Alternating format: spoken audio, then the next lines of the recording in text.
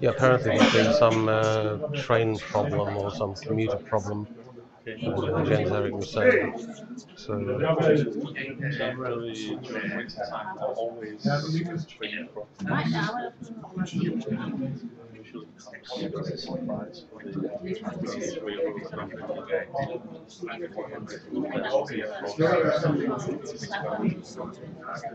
Must have learned that from the British railway system. Oh, there's a leaf on the line. We'll have to close it for 2 days.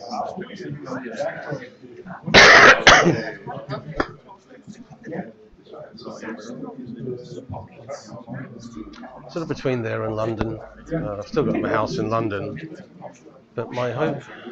See, this year I actually wanted to sort of travel around and be visiting different universities.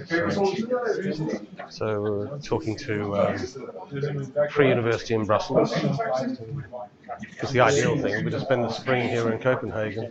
I'll have to discuss that with the university and see if there's any sort of useful work.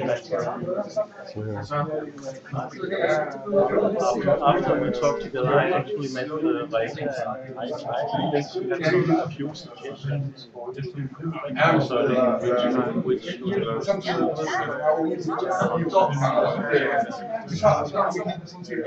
don't know when you've heard it. I don't think so, not yet.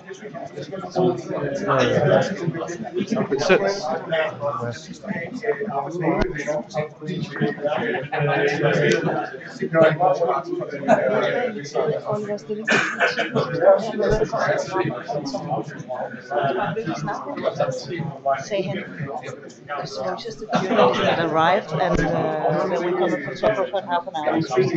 Ah, okay.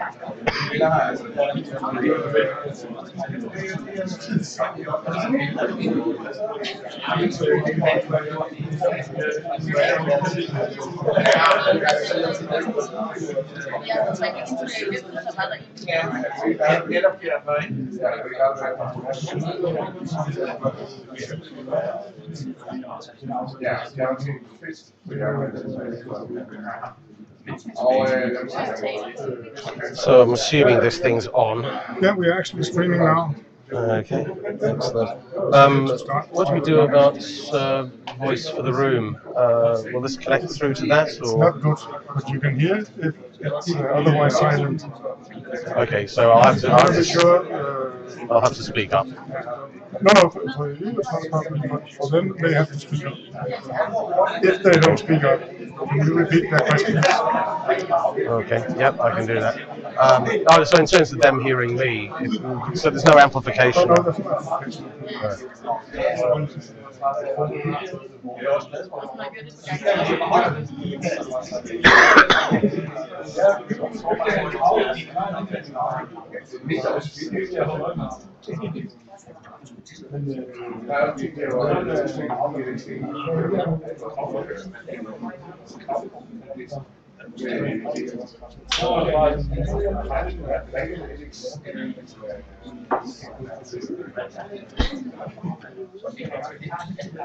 Så kom den sidste deltager, og så synes jeg faktisk, det kunne være på sin plads at starte nogenlunde ret tidligt, ikke mindst fordi at det her jo er en event, der bliver streamet til nogle andre, og der er jo lidt noget mere voldsygt, der sidder foran en skærm på og skilt. Så jeg skal bare sige, at jeg er redaktør af det, der hedder PROSA. Det bliver jo udgivet af PROSA, ikke overraskende, og man kan sige, at jeg er den, der skal sørge for at skabe en eller anden sammenhæng mellem de her forskellige ting, der skal foregå i dag. Det er jo nemlig sådan, og Simon bærer over med mig lige her i starten, inden jeg skifter til engelsk, at Simon kommer på her lige om lidt. Alt efter hvordan stemningen er og hvordan livskvaliteten er, så holder vi måske en pause. Simon har snakket en times tid, inden at der er mulighed for at stille, og der er rigtig, rigtig god tid til også at stille spørgsmål til Simon Davies. Og når det så er gennemført, og det er jo inden klokken er 8, ja, så skal jeg også annoncere, at Henrik Schule fra Bitbureauet er til stede og vil fortælle lidt om, måske en lille smule om, hvad der skete i tirsdags for dem, der ikke var til stede, og gik i det nærmest protestmarch til Christiansborg. Og han vil også prøve på at fortælle noget om, hvad kan der ske her bagefter, at den her demonstration, den har foregået.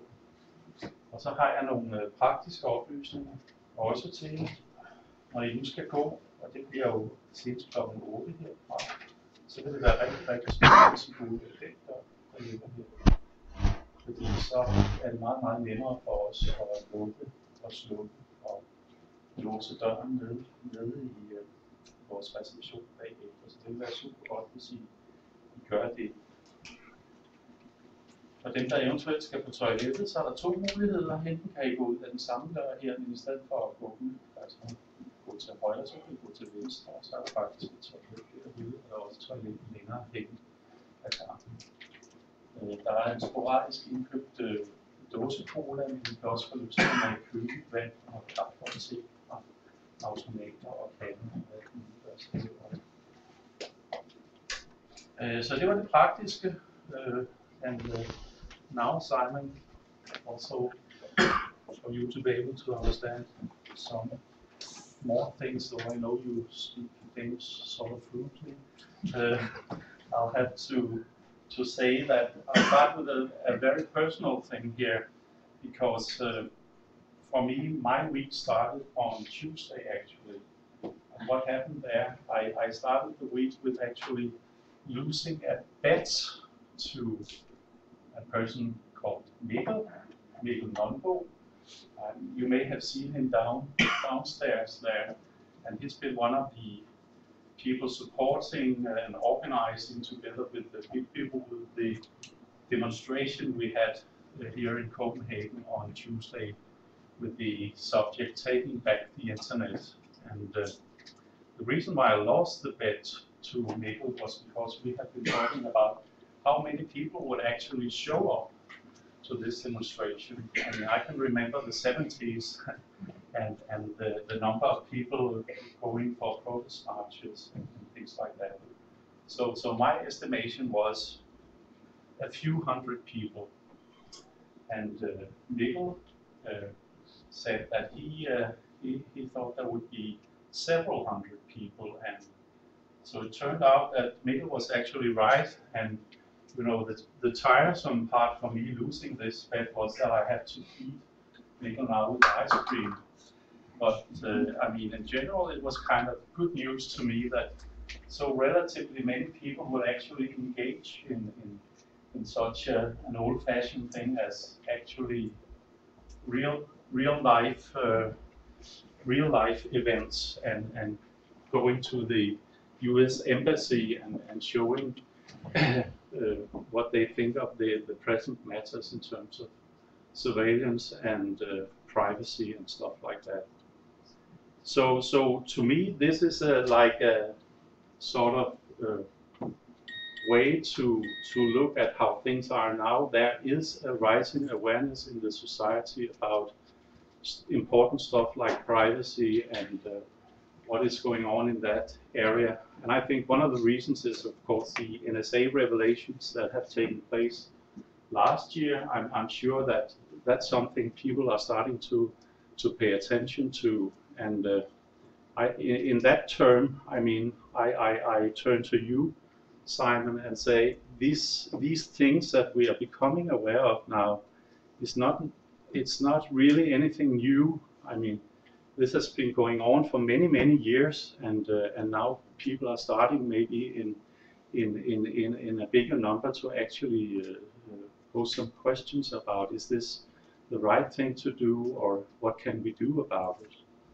And that, of course, makes me think of you, because I know you've been active in this area for 3 decades or so, and personally I had the pleasure of actually attending some of your talks during the last 2 decades, and occasionally, very rarely, also do an interview or get some quotes for you. So for me, it's a real pleasure to actually see you here live in in Copenhagen, and I just want to thank you for so graciously accepting our invitation to this event. So with these words, I'll leave the floor to you. Great, thank you. Thank you, Gert.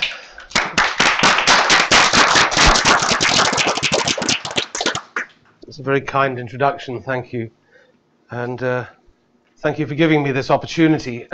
Two things you need to know. The first is I'm just getting over a very, very bad cold.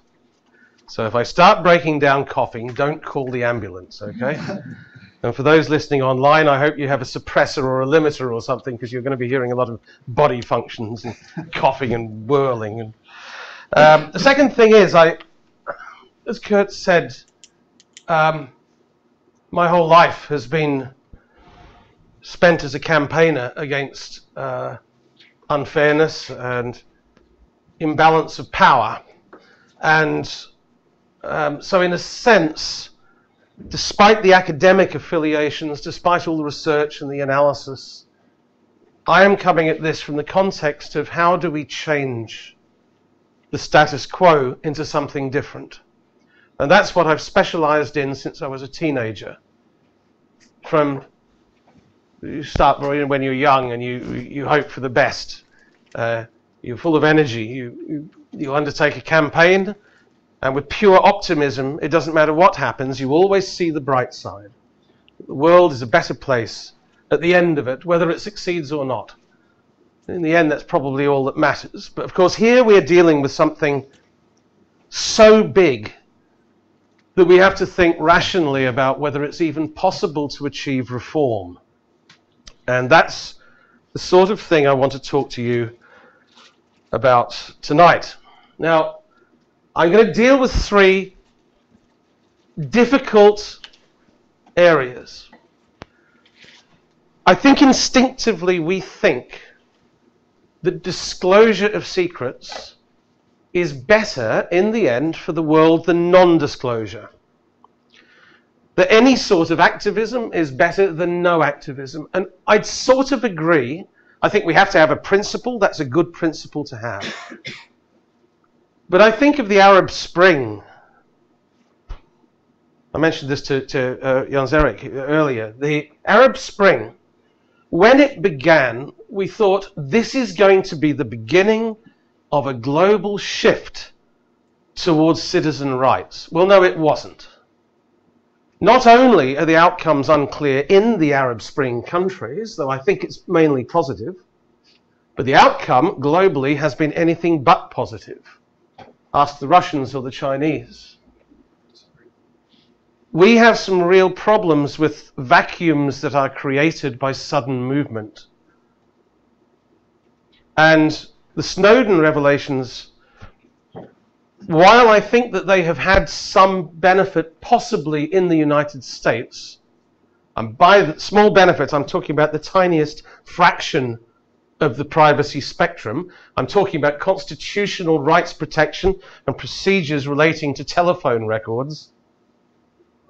You know, you could hardly see that dot on the spectrum, but there it is, it's something. But I have seen more conflict in the privacy community as a result of the revelations and the ongoing revelations that I have seen in 30 years in this business. It is not clear, and we should never assume that any action is necessarily a positive action.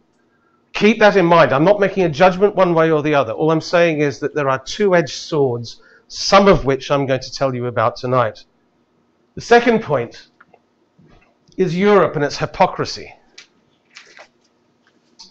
I am as tired as you are of hearing all of these European states, including Germany, crying foul about American infiltration when they've been doing it to each other, you know, since after the Second World War and before.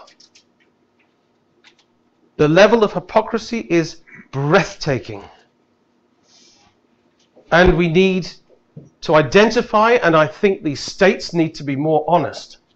Germany, like half of the rest of the European states, has been up to its neck and complicit in the United States the engineered global arrangements for decades.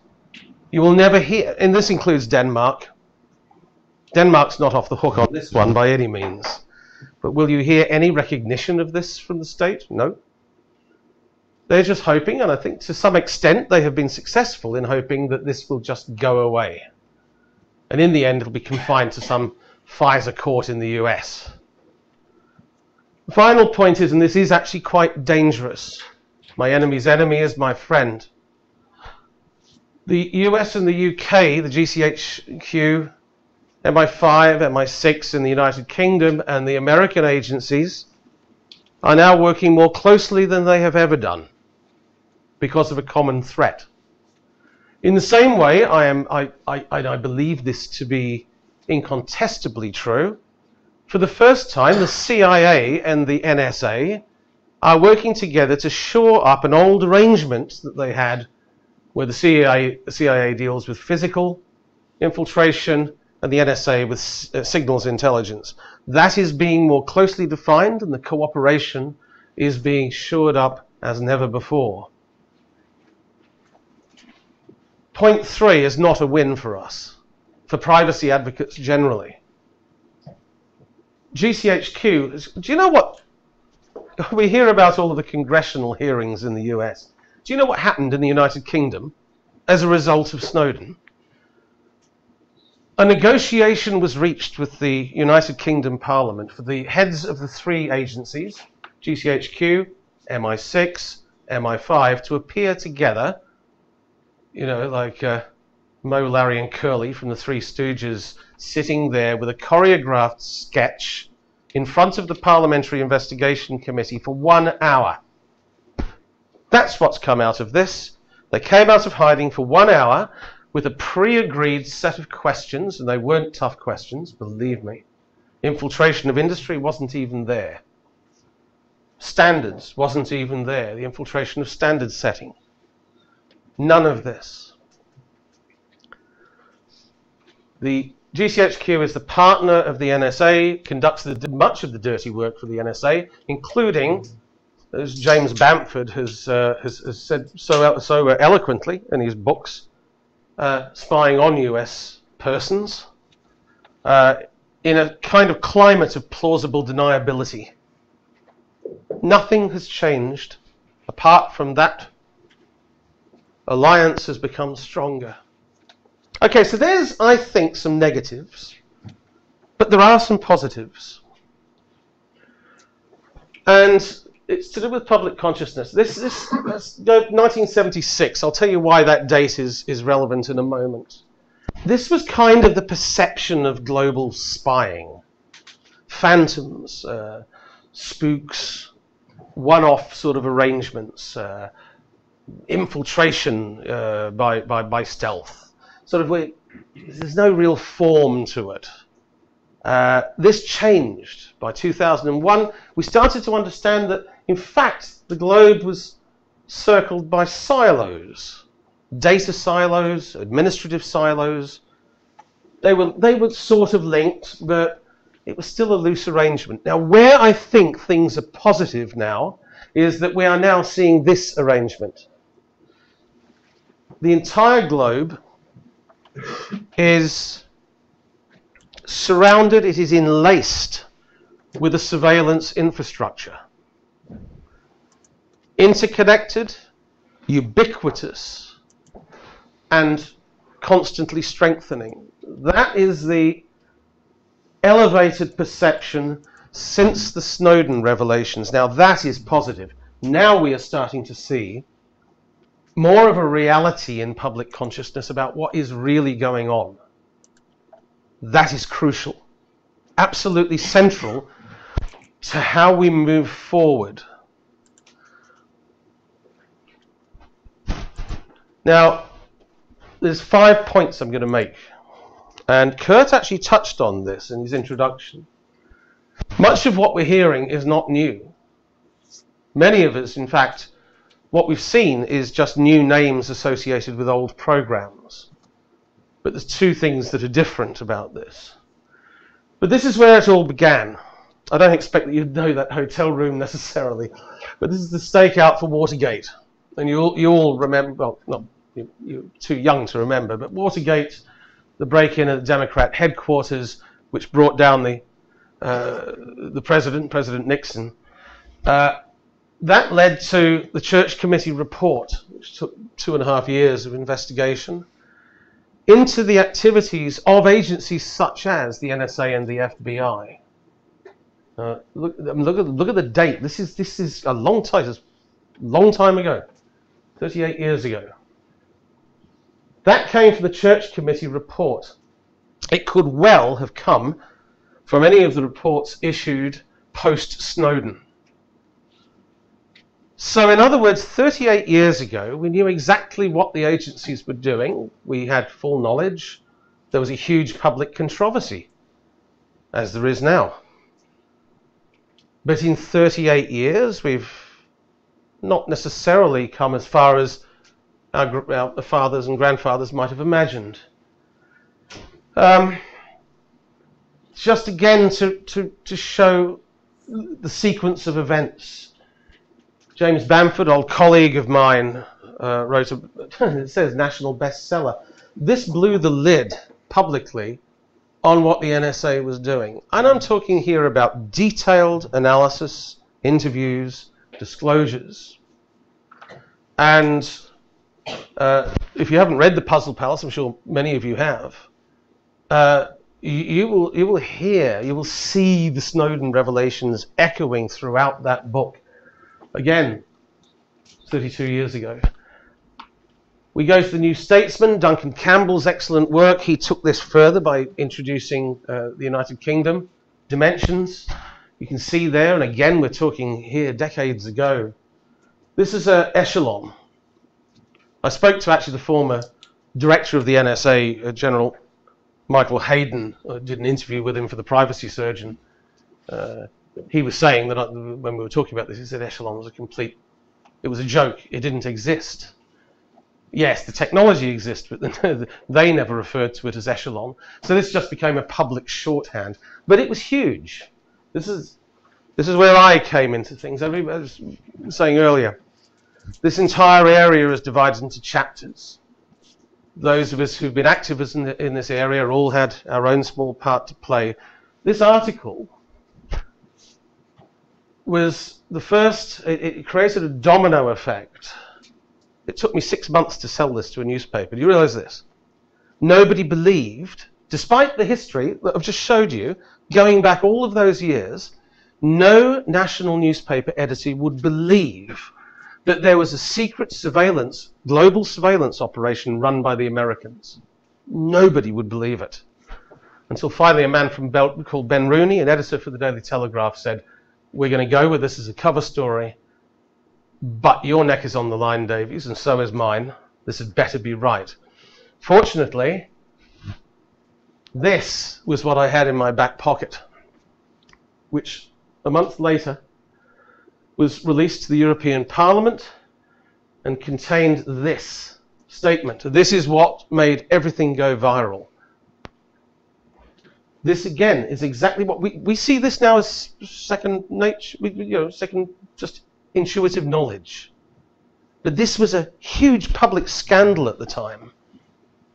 But it was in a parliamentary report, so it must be true, and the media went into firestorm over this, resulting in the European Parliament's report into Echelon and the NSA's global activities.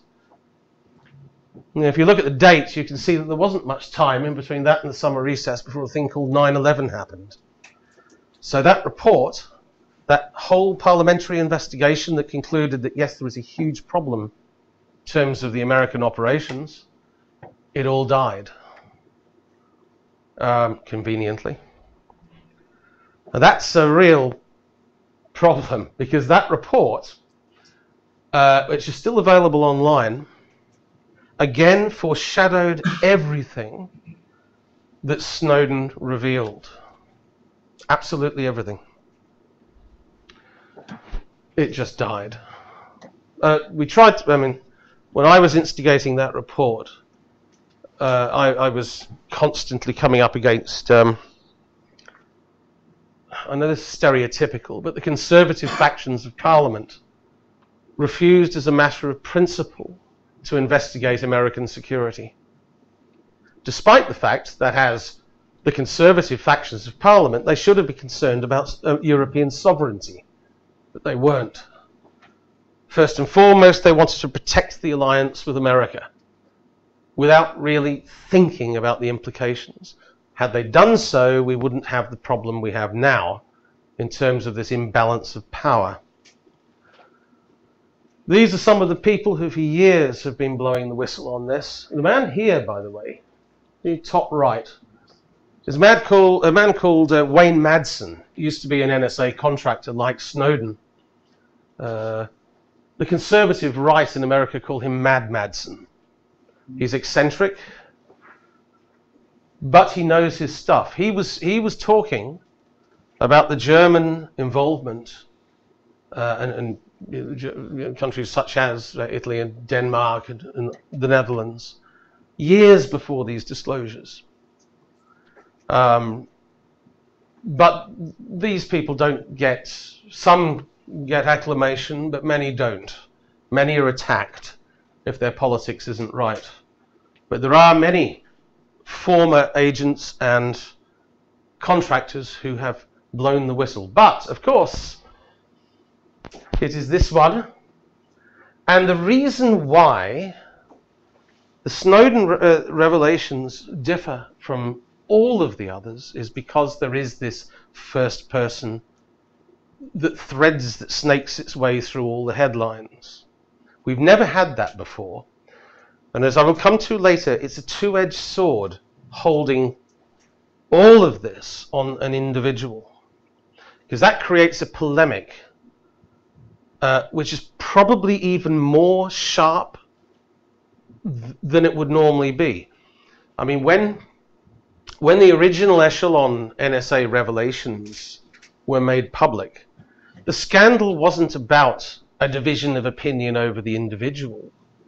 It was a division of opinion over the definition and the priorities about security, the role of privacy and the balance that must be applied.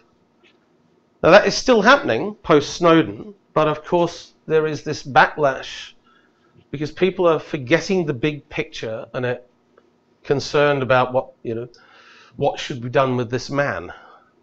So as I say, there has been advantages, but there's always this backlash. Second point I would make was because this is about where Europe goes from here. I am not saying this is what should bond everybody, okay? It doesn't matter whether you're a patriot, an American, or whatever. You should believe that the reality, the fact of the process and the relationships themselves, that should be made public. This has got nothing to do with disclosure of secrets. We're not talking about, a WikiLeaks thing here. We're talking about how do you make it real? How do you make it so that you can build public trust about those relationships between industry and government? I mean, I'm trying not to be negative here, but I just don't believe that. I think it doesn't help anybody, particularly campaigners, to spin a story that everything is positive. But there are some interesting developments. This is how we used to perceive the industry-government nexus in security. This little sort of just almost under the radar there, this thing called spying, infiltration, this little, double-headed arrow there that kind of prods both ways. That's the way it was always seen, like these little phantoms. Now, that's now what we know to be the case. That public consciousness, that political awareness is a lot more highly evolved now than it was 5 years ago. We now know that this is to do with, all sorts of relationships. It's not just a question of infiltration, secret infiltration. There are long historical relationships. And amongst the most important of these is one that we now do know a lot more about. It's the revolving door. And it's also the relationship institutionally between security agencies and the private sector. The Booz Allen Hamilton thing here for sure. I was in Silicon Valley on a tour of duty. I was meeting with some of the internet giants to talk about this pre-Snowden. And I met some of the operational chiefs, the people who actually are responsible for the disclosure of information and the relationship with the security agencies. Now, most of them are former three-letter agents themselves. And we talk about revolving door. FBI agents. You go into any of the internet giants, when you go into that core security level, you'll find a former FBI agent, because they want the relationship value to be at its highest, and they want the judgments to be as accurate as possible. So there were many opportunities to talk to these people. These are invisible people. You don't normally see them or talk to them. But this is an interesting discussion that we had. And remember, this was the month before Snowden. I said to these internet giants, at some point the bubble is going to burst. And at some point you're going to find that there will be a disintegration of trust. I can't tell you how that will happen. I couldn't have imagined Snowden. Conspiracy theories aside, I mean, I did not know that was going to happen, right? But I knew something was going to break, because historically, it always does. And what we discussed was the idea of a narrative. I said, I know you guys are leaking all over the place. You're disclosing information to the agencies, to the police. God, we haven't even talked about the police yet. Hotbed of corruption in a lot of police forces, misuse of power, abuse of process. We talk about the security agencies, daren't even look at the police. It's infinitely more murky. The police agencies are requesting this information to a magnificent extent. So the discussion with them was, how do you get a handle on why you're doing this? How do you have a point of reference, a frame of reference, that allows you to make these decisions on a minute-to-minute basis with some certainty that you're doing the right thing? And how do you communicate that to the public? Because remember, the only thing the public gets are these so-called transparency reports. I will give you a list of numbers of the amount of disclosures. And there's been a bit of a race to find, there's been a bit of juggling amongst the big companies about who's going to put a bit more information into those reports. But it tells us nothing. We don't know what dialogue goes on within online companies and computing companies. Telecommunications companies tell us nothing. I had a meeting at board level with Verizon, and it was a complete waste of time. They wanted advice how to come across as the good guys, knowing that they were anything but the good guys. They sensed that something was going to change, and it did. Verizon were the first brand to be smeared post-Snowden. But there was no hope of reforming Verizon. It is a vast global company. It has its own so-called ethical compass, or you might call it an organizational compass. That has not changed at all. But for the newer companies, I'm talking about Google, Microsoft, Yahoo even, there is the possibility of actually explaining to the public why, the process that you go through as a company, what you've got to consider. For example, some companies have physical offices, Microsoft perhaps more than others, physical offices in dozens of countries. They have to protect their staff. There are various considerations before they refuse disclosure or access to security and police organizations. They've got to think about that. They have to think about whether they are doing the right thing. And believe it or not, companies, I mean, many of you intimately know these big companies. There is a sense of wanting to do the right thing. I mean, God, even Google, as an old arch enemy of Google, even I can say, I don't think Google wants to be evil. I don't think Google tries to be. It's just in the nature of its business model that it is. They collaborate, totally. But Google has a narrative about stuff like this. I know it does. I know Google, when they have been forced into a situation where they have to disclose or cooperate with agencies, there's a lot of narrative that goes on. In Microsoft, there's even more. And this might seem bizarre, but I think that those discussions need to be documented. We don't need to know what information is revealed in precise detail. We need to know what process, intellectually and ethically, these companies go through when they get into bed with the NSA or any other number of other agencies. That's been missing. But you know what? I drew a blank.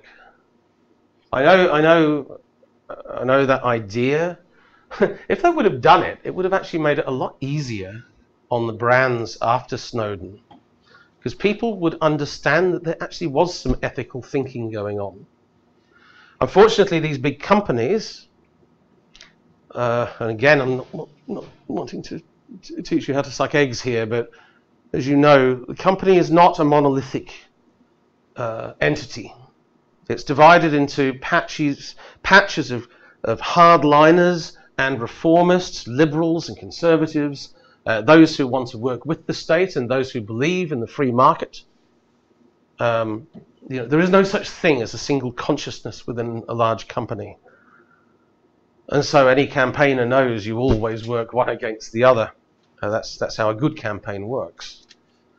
You don't even pretend that there's going to be a single line of consciousness. You just work with the lines of consciousness that happen to suit you. I come back to this again. What are we going to do about Europe? I have some real problems generally with the way Europe deals with privacy. Some of the worst initiatives and the worst policy laundering of surveillance comes from this region. Billions are spent each year on framework security programs that have produced some of the worst examples of bad security in history. I mean, at the moment, I'll give you an idea, and you will not have heard of this. So State Watch, which many of you may know, has just launched an awareness program on this.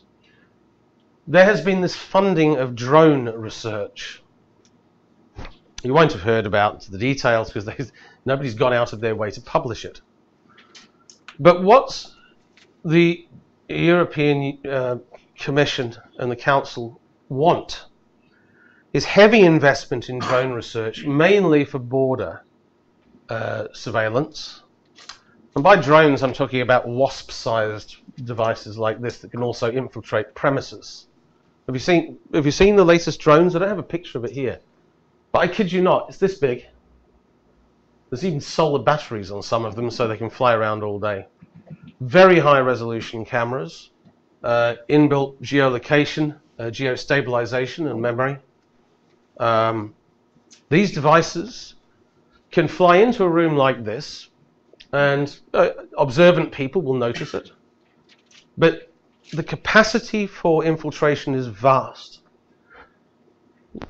Now that's coming from Europe. Europe, and this region, remember, this is the region that has managed to completely and utterly destabilize data protection. Firstly, by calling it data protection and trying to get rid of the word privacy completely. You know, so let's confine this to the protection of data.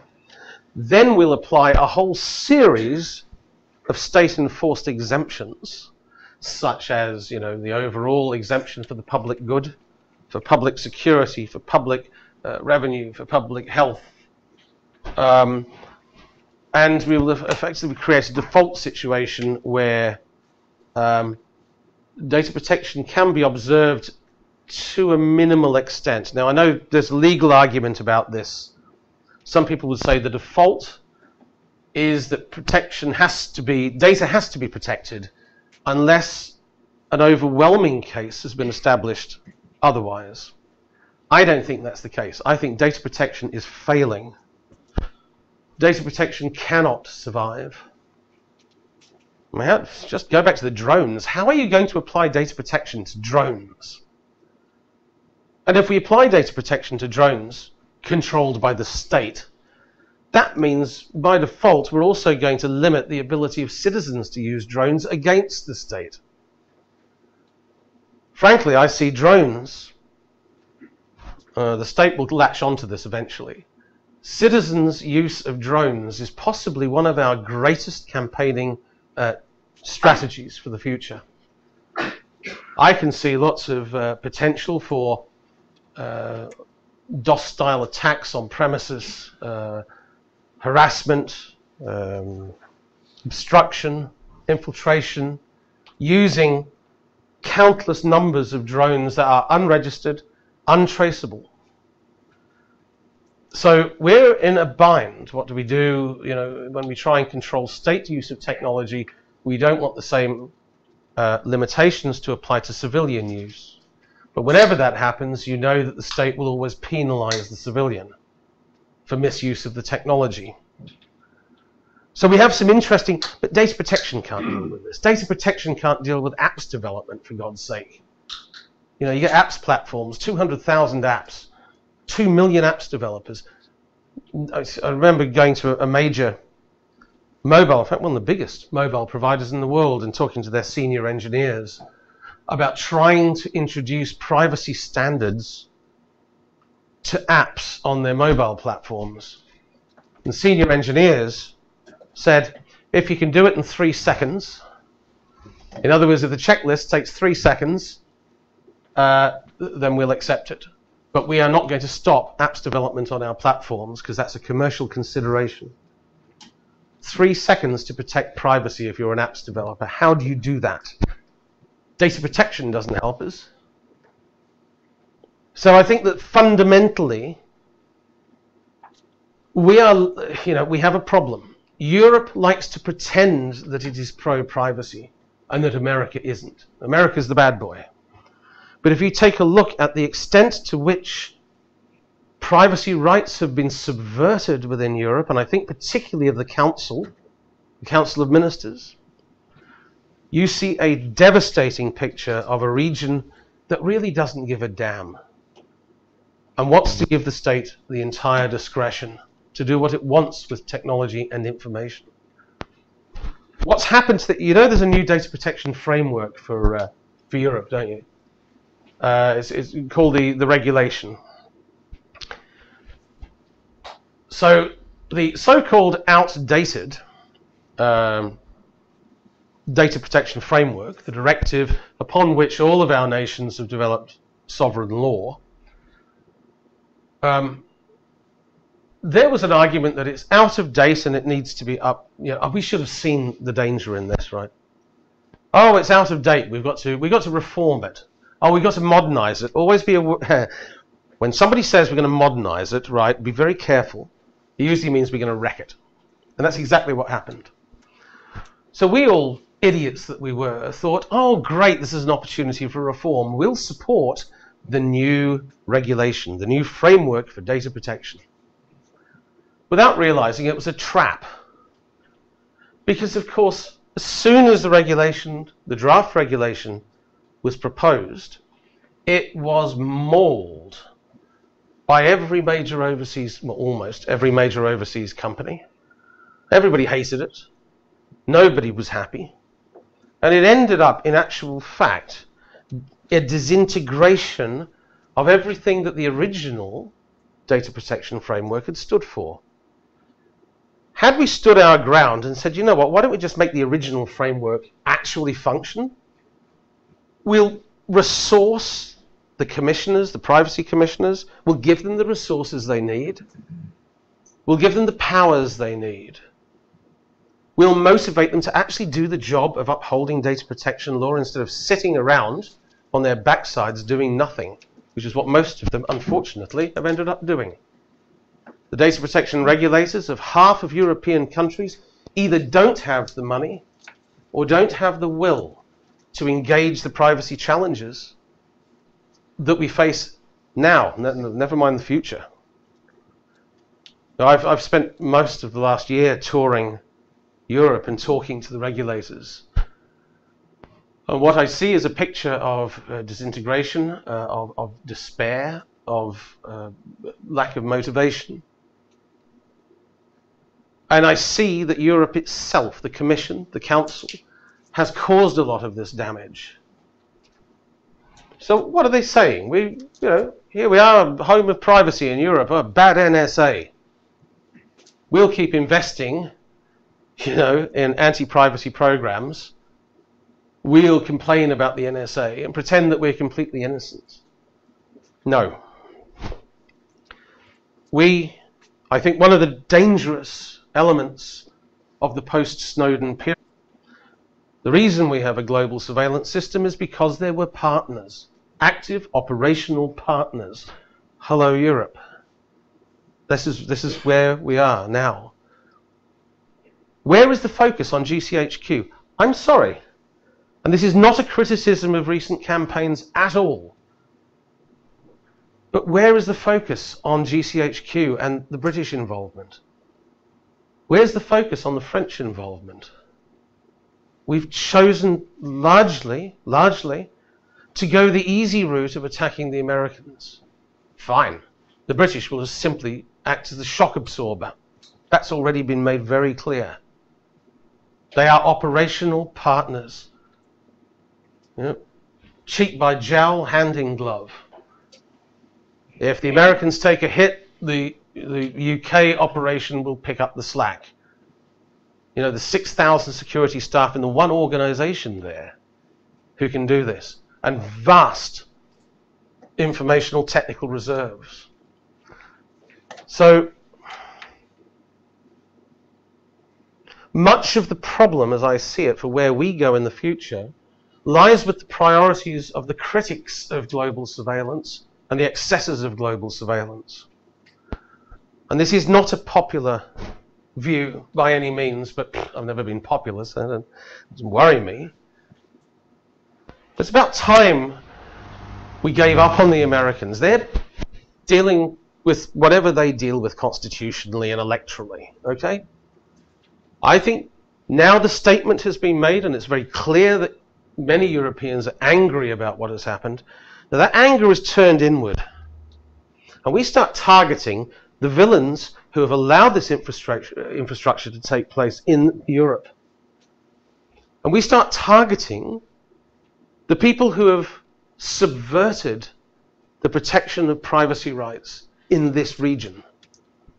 The naming and the shaming, the identifying and campaigning have to be taken up anew in Europe. Now I know it's not a popular view because people believe, quite rightly, to some extent, the NSA is the spider in the web. I do agree with that, but I see it more as, in a way, it's a nest of spiders. Huge web, big nest of spiders. And to be obsessed about the mother spider is fine, but it ignores the fact that this global network was created as a collective. And until we start focusing outside of the US, I don't think we're going to actually create progress. For example, you read Obama's task force that advised on this whole business, on the revelations, and advised on a way forward. There was almost nothing in that task force report of any succor to people in this region. Obama talked about enshrining privacy rights for non-US persons. Now that's, okay, he said, "Ooh, this is a precedent. I'm actually going to be concerned about privacy rights of people who aren't United States people." But if you read, just go a little bit deeper, you see actually what he's talking about is data retention. We'll make sure that we retain data on foreigners for only a limited period. Well, excuse me, hang on. Wasn't this a discussion about surveillance? In other words, the capture of the data in the first place? Where we've ended up with is Obama. See, we haven't really gone that far, have we? We haven't progressed that far. Obama has said, we will limit data retention for the world. He said nothing about limiting the global arrangements to actually spy on you and collect data. That's going to continue. Yeah, there'll be a couple of oversight arrangements, but, you know, I've heard too much from Washington about these oversight arrangements. Do you know the Department of Defense and the Director of National Intelligence both have an oversight responsibility of the NSA, and both have appointed officers, privacy officers, to look after propriety in the NSA. Guess who didn't bark at any point in the last 15 years? So the existing surveillance watchdogs in the American administration have said nothing. And while I'm on that theme, what about the chief privacy officers who are supposed to be building trust with the public? Have you heard one chief privacy officer of any major American corporation or European corporation blow the whistle on this establishment? Not one said boo. So either they were like mushrooms, you know, fed on shit, kept in the dark. They knew nothing about this, in which case what's the point of having them? Or they did know and decided to say nothing. Which is it? I don't think there's a middle. I could be wrong here, but I'm reasonably logical. I don't think there's a third option here. You're talking about a system failure in the oversight world. Now that is as much a European problem as it is an American problem. And Europe is, for all its faults, Brussels is incredibly sensitive to criticism. We've done some wonderful attacks on Brussels, on the Parliament, just by naming individual MEPs. They don't like that. They don't like the focus being put on them and their contradictions, their hypocrisy. So my argument is, for Europe to stop being hypocritical requires us, thinking people, knowledgeable people, to start focusing on Europe.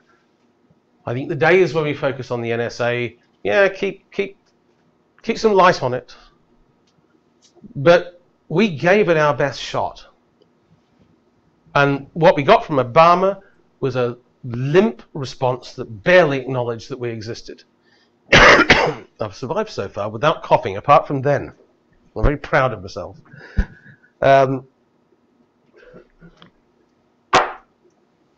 But we haven't given it our best shot for Europe yet. That's my point. This is my final point. We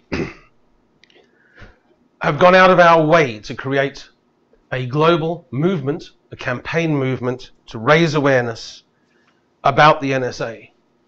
Imagine what could be done if we focused that internally.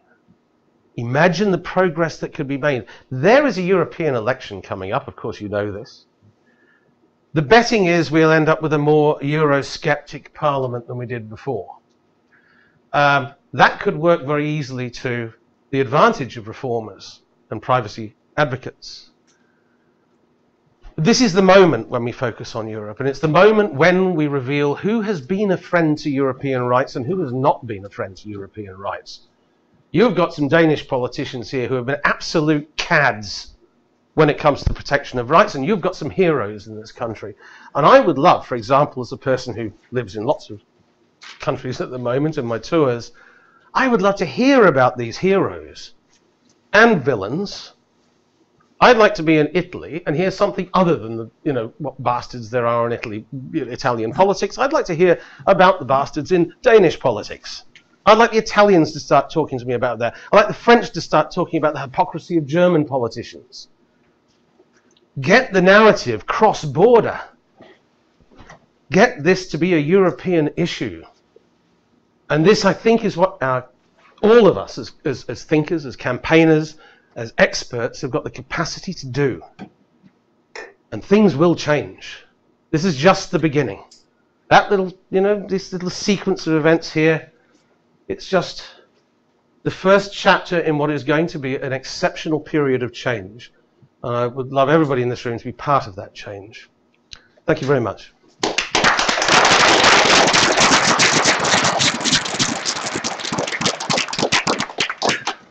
Yes, and I would also like to say thank you very much, Simon, for this short time travel and also, and at least in my experience, and enlightening analysis on what's actually going on now. I don't know what about you, but I really feel like 10-minute, 15 minutes break now, and Simon will be here for questions, so I think we should leave it at that. Maybe get some air in from the outside. Okay. So, thank you. So when do we get back? 10 minutes? 15? 15 minutes from now. Okay. Could you fix your position on that platform, because it's pretty like a bit parallel to I'll check with our not that I'm hoping this is that. It's a good foot. I don't know why you're worried. Oh well, you know, it's more like, you know, it's more like, you know, I'm not afraid of people. I'm with you. There's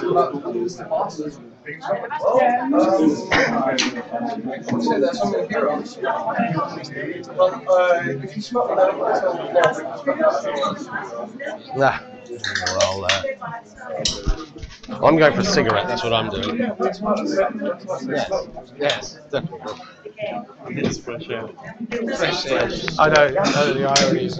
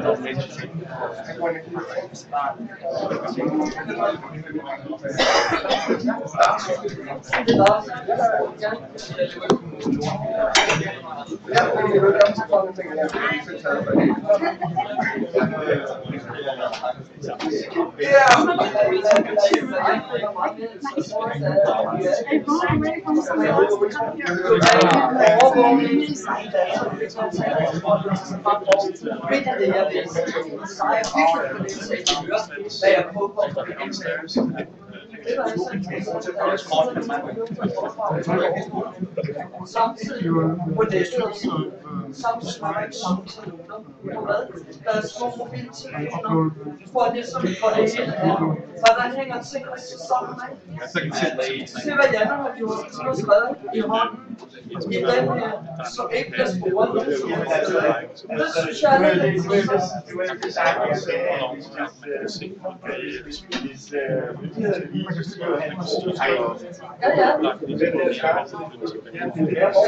det han også siger, at det kommer til, og vi skal gøre noget andet, det bliver kroner, det er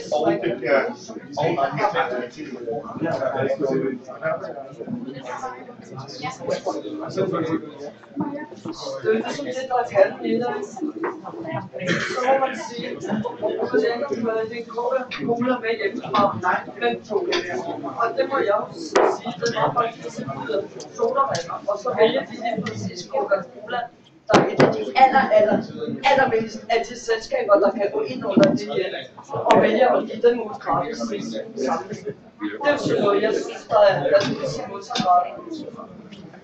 I forhold til eksempel, at det vi gør her nu, når jeg er færdig.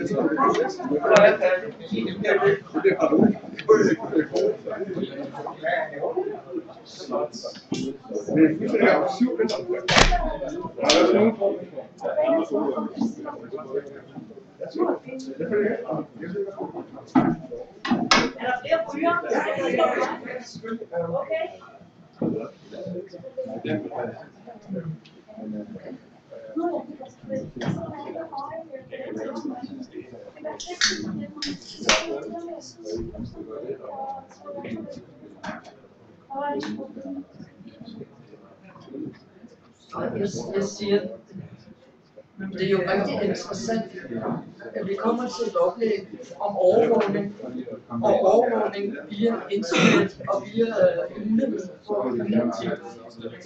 Vi kommer til sådan et oplæg, samtidig med at rigtig mange af de, der er, tager deres noter på deres smartphone, som jo i den grad hænger sammen med overvågning og opkobling. Forstår hvad jeg siger?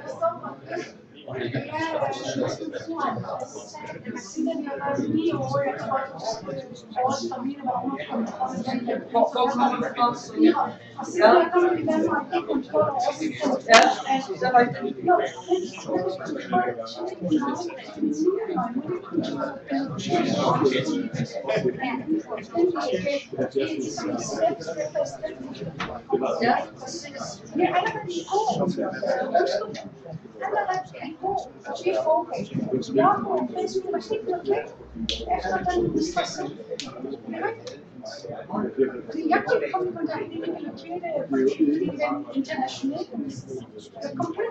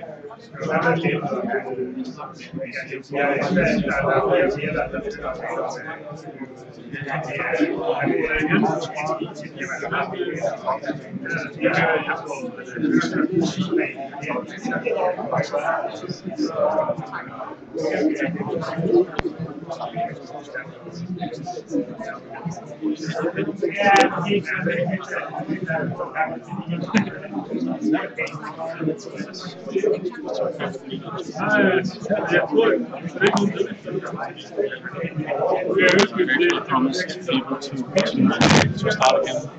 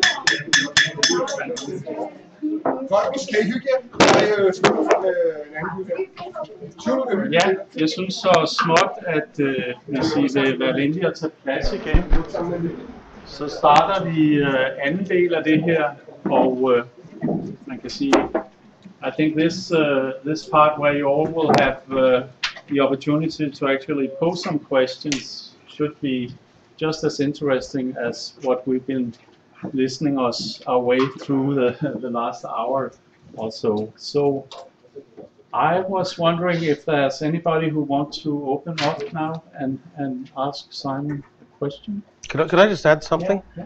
There's a lot of experts in this room, so this shouldn't be just directed at me. There's a lot of intelligence here. So asking questions of the room, I think, is almost, probably the most important thing. Because, the seeds of change aren't going to be me, they're going to be you. So, and as I say, I can see a lot of experts here. So that's not a cop-out, by the way. I'm not. Okay, so while you're thinking hard now, I'll have a question for you, Simon. I noticed that some of the more concrete sort of initiatives you pointed to was a stronger legislative ground for actually navigating through this security landscape here in Europe, right? Mm-hmm. So I would like to ask you maybe a more direct question about that. I mean, how do you see that happen? And just as a brief comment from myself, I had the pleasure to actually attend a data protection conference a couple of weeks ago in Brussels. You were there too.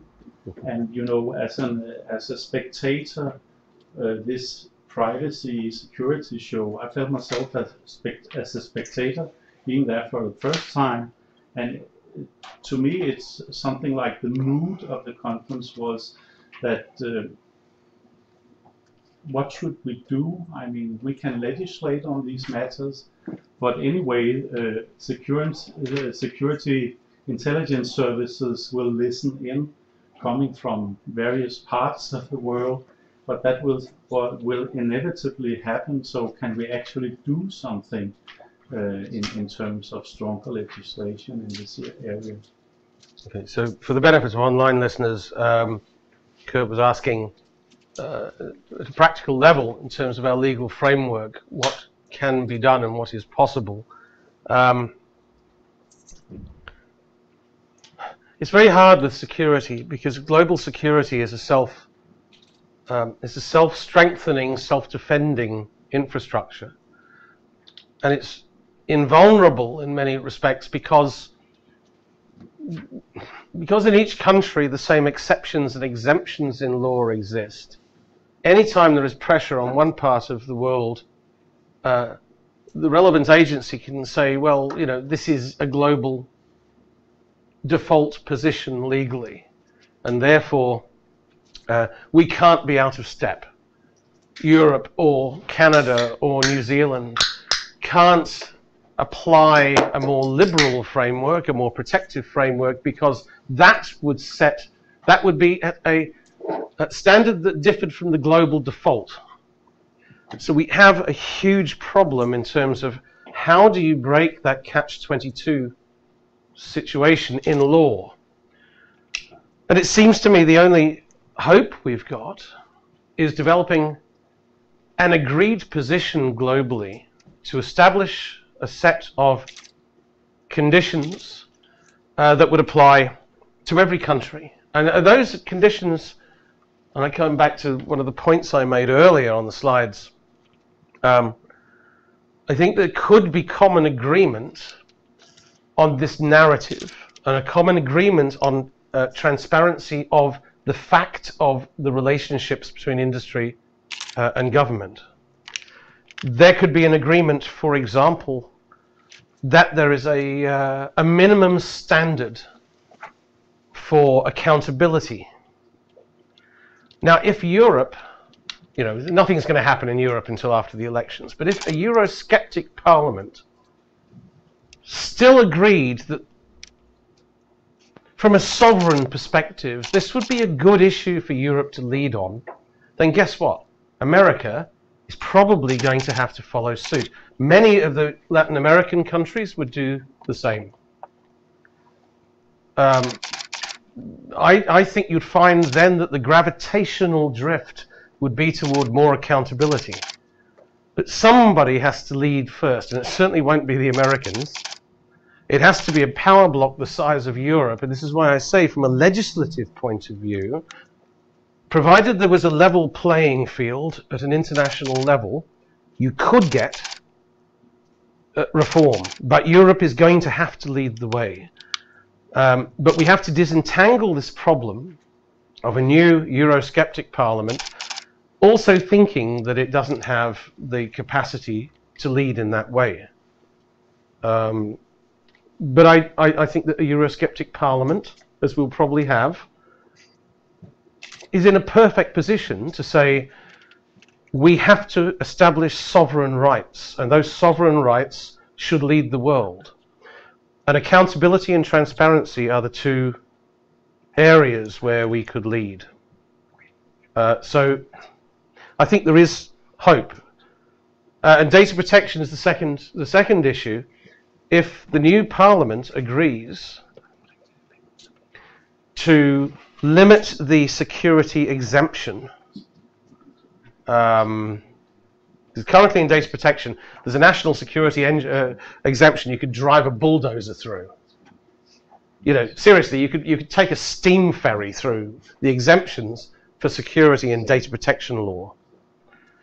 Now there could be an agreement to change that, and there could be an agreement to limit that exemption, to make that exemption from data protection subject to minimum standards of transparency in the operations of security agencies. Now, if Europe did that, then the rest of the world would follow. America would have no choice but to follow it. In that respect, Europe is legally the spider in the reform web. So, you know, as I say, that is the potential that we have if we go down that route. Okay. According to this point you mentioned, we have this say present potential. How we can activate it and really get maximum benefit out? Wow, I could write a book on that one. How do you actually do this? I think you start locally. You know that great. You've heard all this cliche: think global, act local. Okay, that actually applies here. People don't look. Okay, it's just. I know you're all citizens of the world and all that stuff, but you live here, and therefore you are the experts locally into what's possible. Now, you know the trigger points here. You could create a regional, if not an entire, when I say regional, I'm talking about sort of this part of Europe. Well, if you managed to create an initiative where there was an aggressive focus on the activities of politicians, and particularly for new candidates to the European Parliament, if you made that a priority and you kept the pressure on, in other words, didn't let go, kept the pressure on, demanded answers, demanded commitments, put a light on the hypocrisy of those who have claimed that they protect rights while privately, secretly, cutting deals to erode them. And I know this isn't easy because Europe, in some respects, is the most secret place in the world. Have you ever tried getting documents out of the Council? In fact, today I had, we were discussing this earlier, the Secretary General of the European Commission wrote to me in great detail, refusing a very basic appeal that I have lodged seeking competition documents. I want to know what the hell is going on with the DG Comp, but they will not reveal anything. It's even harder to get information out of the Council, where you find out what the governments are negotiating. This is all secret. But I think there's enough collective wisdom, and this certainly applies in a smaller nation, to be able to pool information, pool intelligence on who is doing what, and to make this an issue. Now, what you'll find there will be then a domino effect that will apply at least in this part of the region. And that could set a standard, a good standard. It could set the bar for the campaign for the European elections across the entire region. So what I'm saying is I think the time is now to focus locally. Much greater chance of an impact and success. But then make sure that you communicate that to networks and colleagues outside of this country, so that they've got inspiration to do it in their nation. And the same applies to every country. And it's what I'm saying in every country, because we always get this question: what do we actually do? And it comes back to what I said before. Stop focusing on the NSA. You've done that now. You had a wonderful day of action on Tuesday. Now it's time to focus locally and recognize there are people who need to be praised in politics and people who need to be damned. And that has to be done in a coordinated, sustainable, and ruthless way that's going to create ripples. If you can do that and then document what you're doing and communicate it outside of these borders, you'll see change. Because everyone's looking for the next step now. Everyone's looking for inspiration on where we go next. So that's my top sort of high level response. Obviously there's a lot of strategic stuff that we could discuss later on. Yeah, because isn't the main problem the competition between the companies in Europe, which are lobbying in the European Parliament and other nations like China, Russia, because if we don't allow the companies to have an effect on how the European regulative, as you were talking of before, of how data is to be protected. Like, if we don't allow them to have a decision on that, won't that make the European Union less competitive and thereby lose to the Asian countries and Russia? Okay, this is a very interesting question about, and it's been raised many times by companies like Google, for example, who say that data protection is the enemy of, well, good privacy is the enemy of strong competition. So Google has argued, because you got two sides to this. Vivian Redding says, and I tend to agree with her, says that strong, vibrant protection of rights actually works in favor of competition. Whereas companies like Google have traditionally said rights are against competition because you create barriers. Well, guess what? That's what they said during the abolitionist period of slavery. It's what they said when health and safety standards were introduced. You know, I wasn't there at the time, believe it or not, but all the literature says that whenever rights are introduced, the powerful interests will claim there is an economic disadvantage. And I'm not joking when I talk about slavery. This was a very powerful argument being put by the commercial organizations. When health and safety was introduced, and we're talking over 100 years ago now, guess what? Britain or France or Germany can't introduce higher standards of health and safety because we'll competitively lose to other countries. And now we're hearing it with privacy. So, frankly, I think it's bullshit. I think if you buy that argument, it means that overall, across the globe, there's never going to be any progress. The trick, of course, is what I've said before about security safeguards, national security safeguards. Provided you raise the bar across the entire world, nobody is at a disadvantage. So the argument isn't should Europe introduce strong data protection, but why shouldn't the rest of the world do so? You know, we're supposed to proclaim rights.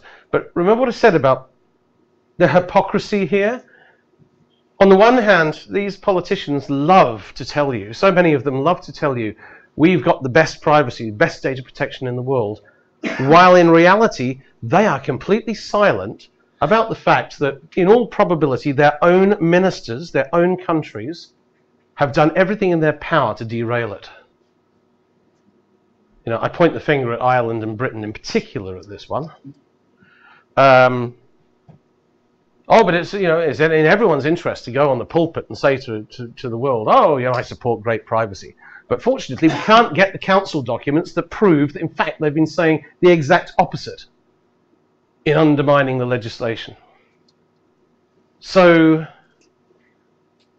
to be perfectly blunt about this, I don't think the way things are going, there's going to be even the need for a discussion about competitive disadvantage, because data protection is going to be less effective in 3 years than it is now, unless something happens during this coming election to change things. Well, this sounded very depressing, didn't it? Didn't mean it to be at this time of night. The message is things can change. I have another question over there. Well, pick up on that. Some would say that the strongest measure for is not privacy protection. It is not to gather the information at first point, or even before that, not give away the information, so it's actually available. In that sense, we are living in times where people love to give away their private information for a lot of purposes. And there is a Danish writer, who wrote a book about fake it, that we should always fake our identity in all possible manners. I think in these days with big data, it might not be that good an idea, or it might not help. But what's your take on faking our identity in as many ways as possible? Okay, so the question is it conceivable, is it justifiable, possible, or ethical to fake your identity? I agree with the point that in this era where there's so much data floating around, it's possible it may not be even sustainable to do that. And of course, I'm not being a cynic here, but there is an argument that the closer a population gets to actually achieving anonymity or pseudonymity, the more pressure legislators will feel to make it illegal. There's all sorts of discussions in different parts of the world about legislation that will require individuals to have one single identity. We managed to kill some of those initiatives. One of them was in Britain. We had a 6-year fight with the government, a very grueling fight. You think these things take, you can do them overnight. 6 years of bloody battle against the Parliament and the government, with most of us burned out. But we finally stopped. This is just in one country, in a region of 28 countries, we managed to stop it being illegal to assume your own identity. That battle was lost 50 years ago in Denmark. Yes, exactly. Exactly. Yes. Well, everyone knows who you are anyway. You have to wait. Yeah. But just one point here. The one thing we haven't discussed tonight, and identity does fit into this, is the role of technologies of circumvention and disruptive technologies, privacy protection through technology.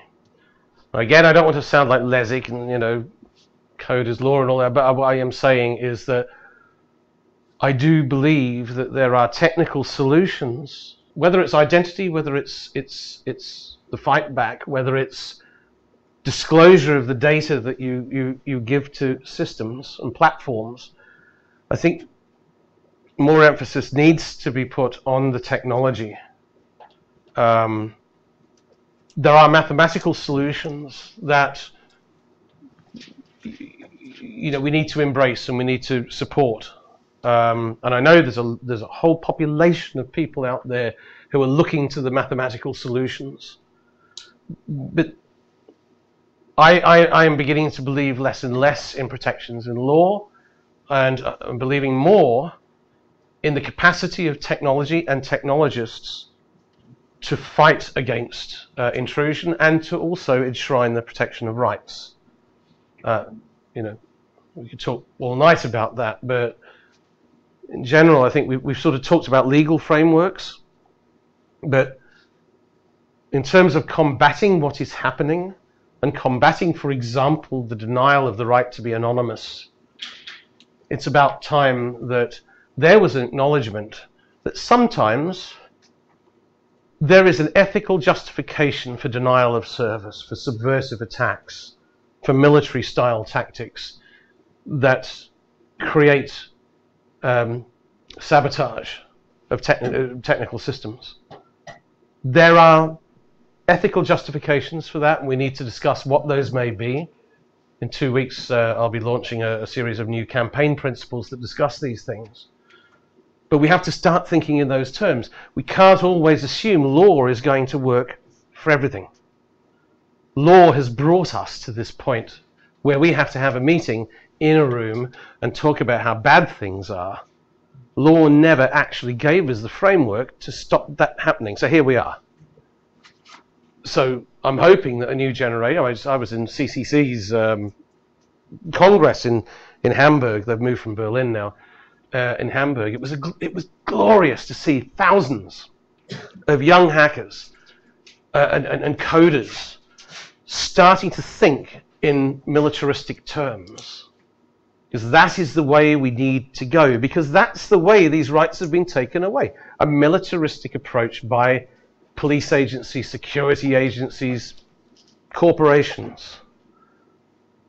You know?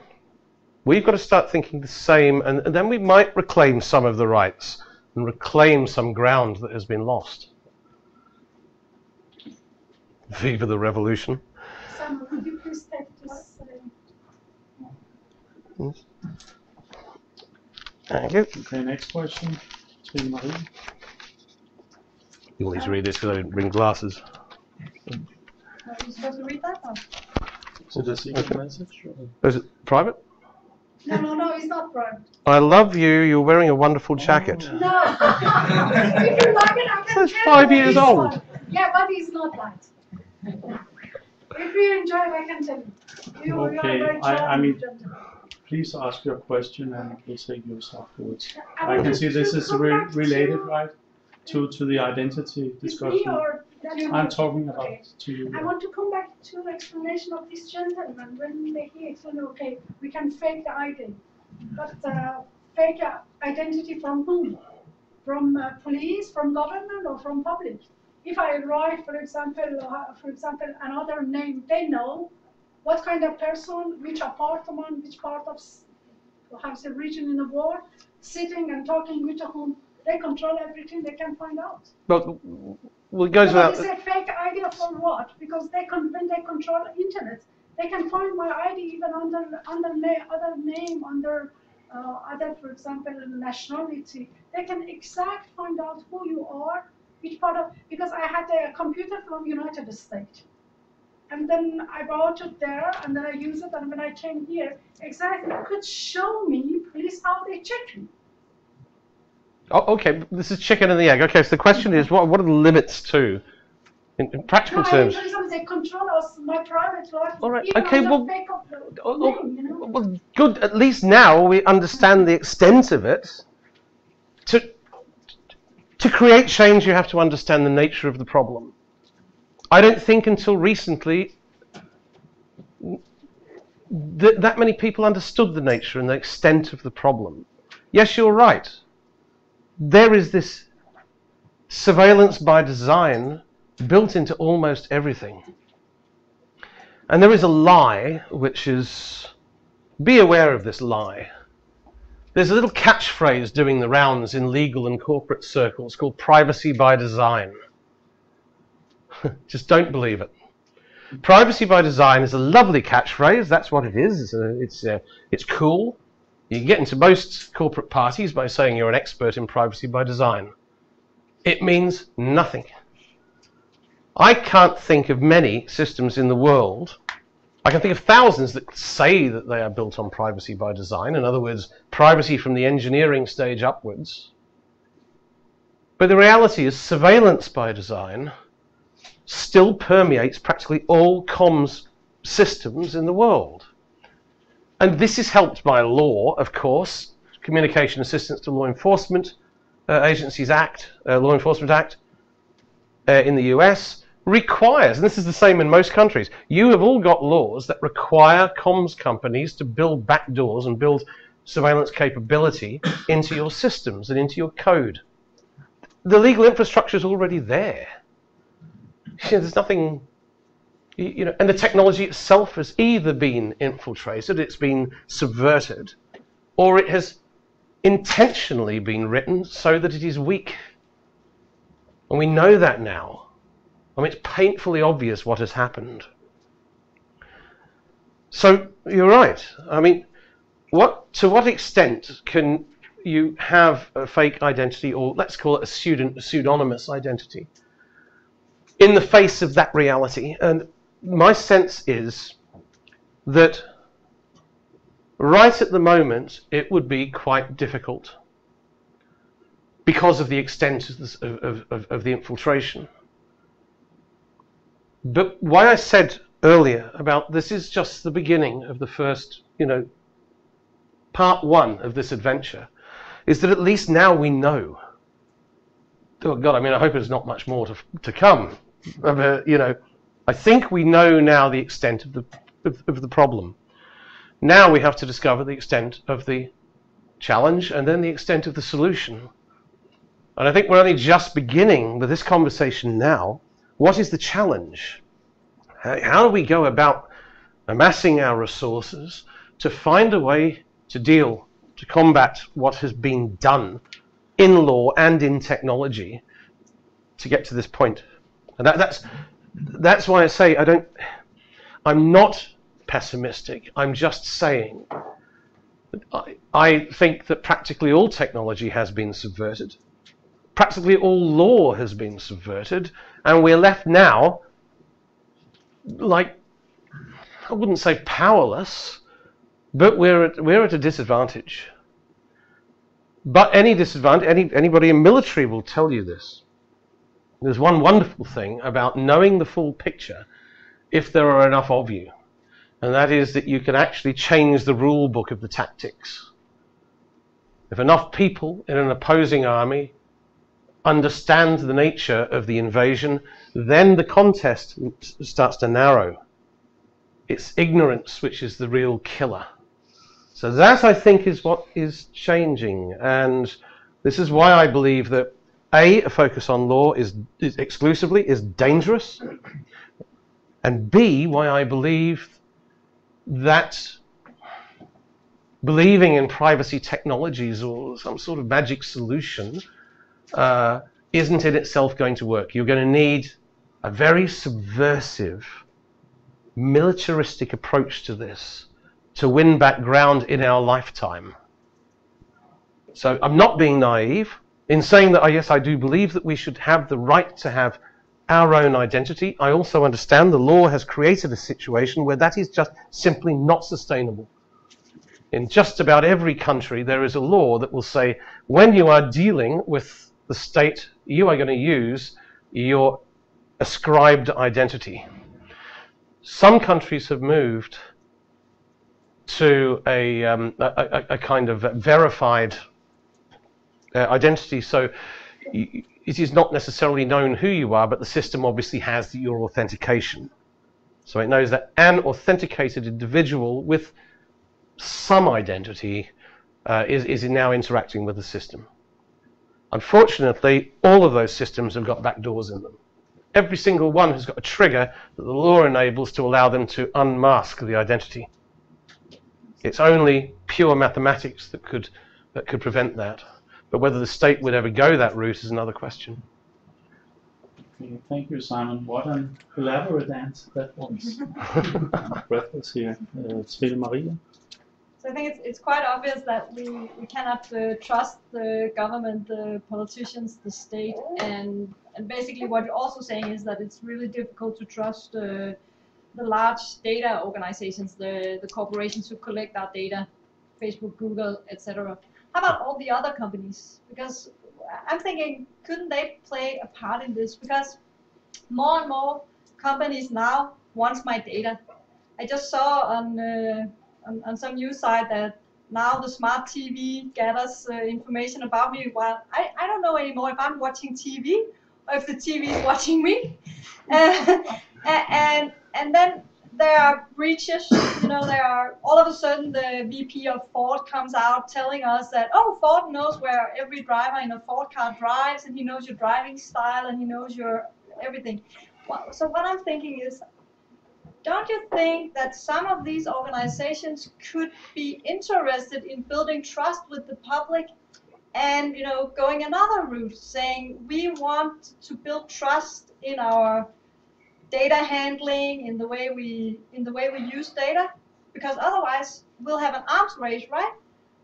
I mean, I will not have any of that junk in my home, and I think a lot of people will think in the same way if they cannot build trust into their systems.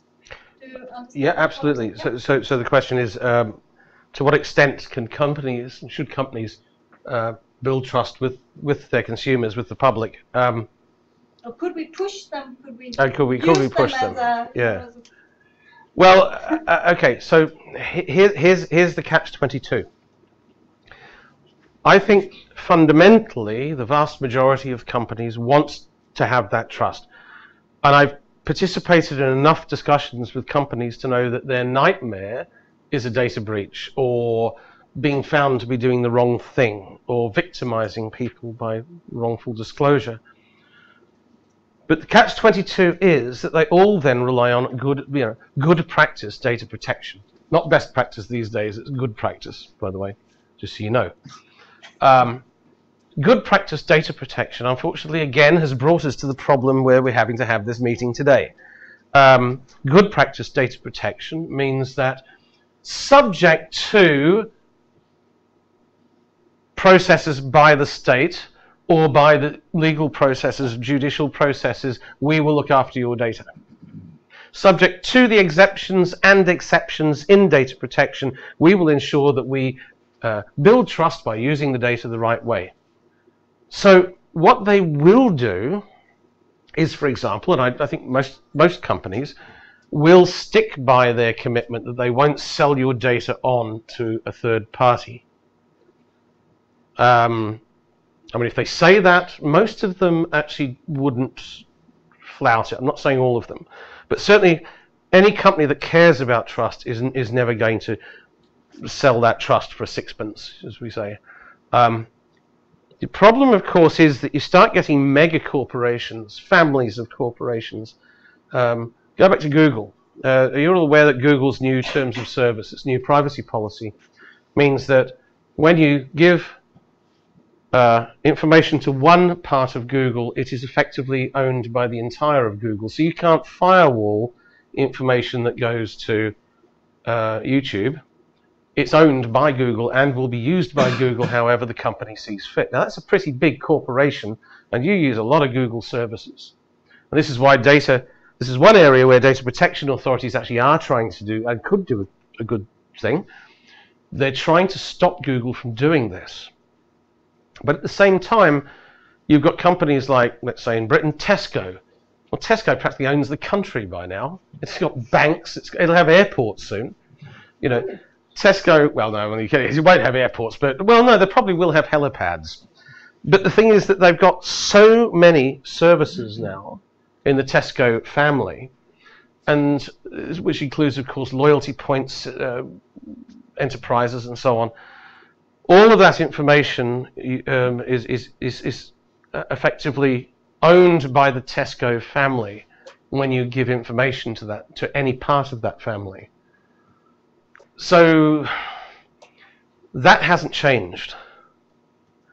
But then, you know, I talk to these corporations.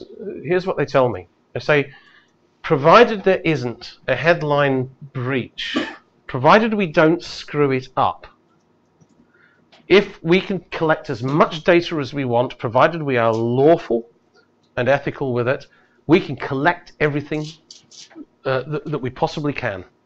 And we can monetize that data, provided we don't give it to third parties. So internally, we can make use of that information. But the one thing we mustn't be seen to be doing is victimizing someone by misuse of that information. So they're saying, right, that the collection of this data and the use and the monetizing of the data is in itself a good thing, and, you know, or at least not a bad thing. So says Google. Yeah, exactly. So says all of them. All of them say this. They say the really bad stuff isn't the collection of the data in the first place, but the misuse of the data. Privacy advocates will say, wait a minute, the collection of the data in the first place is misuse of the data. So we have a disconnect in the frame of reference that we use. But what can you do about this? The reality is these companies have a business model that is built on the collection of information.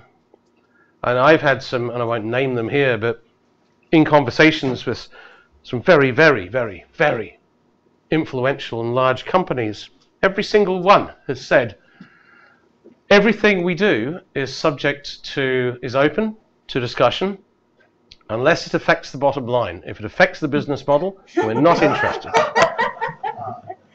So I don't know what that what that leaves for discussion, to be perfectly honest. But you know, the colour of their snooker room, for example, I'm sure we could change that. But this is the problem we face. Say something about the value of the data. Well, they want to leverage the value of the data. They want to make sure that the value of the data reflects, influences shareholder return. So share value. So the value of the company is linked to the predicted value of the personal data. And there is still a view in these companies that privacy protection will limit the collection of the data because it will dissuade people from presenting information in the first place. But I don't know why they're worried, because if you take a look at, for instance, Facebook's new search function, Facebook basically, look, Facebook's view on this is fairly common. Their view of privacy is, this is a nuisance. People don't really want it. But if we're being forced to do it, then we'll give them so many privacy controls, they'll drown. And that's exactly what has happened with many companies, where the privacy controls become onerous. People just want to stick with the default. And the vast majority will stick with whatever default is given to them by the company. And again, you know, this is one area where data protection could help. So data protection could say, no, the default has to be total privacy. The companies say, you will destroy us if you do that. Will totally destroy us. Can you imagine if you had to opt in to Google data sharing or Facebook data sharing? It's not going to happen. And Europe's certainly not presenting a common front to make it happen. Okay, I think you're the next one. You talked about you need to focus on mathematics and less on law. By mathematics, I guess you mean like encryption and stuff. Yes, encryption, yeah. Well, but predominantly, yeah. And at the same time, we have like these laws in England, where if you have encryption and you are forced by law to reveal this encryption key or the secret, or go to prison in some cases. Hmm. So in this case, you have to focus on the law first before focus on technology. Yeah. I mean, security is a trade-off, a personal trade-off. What is your thought about that? Well, okay, so the question is, what do you, is it feasible to say we should focus on mathematics when we should also be looking at the law, which requires, for example, that you disclose your key in government access to keys, GAC, in our RIPA law.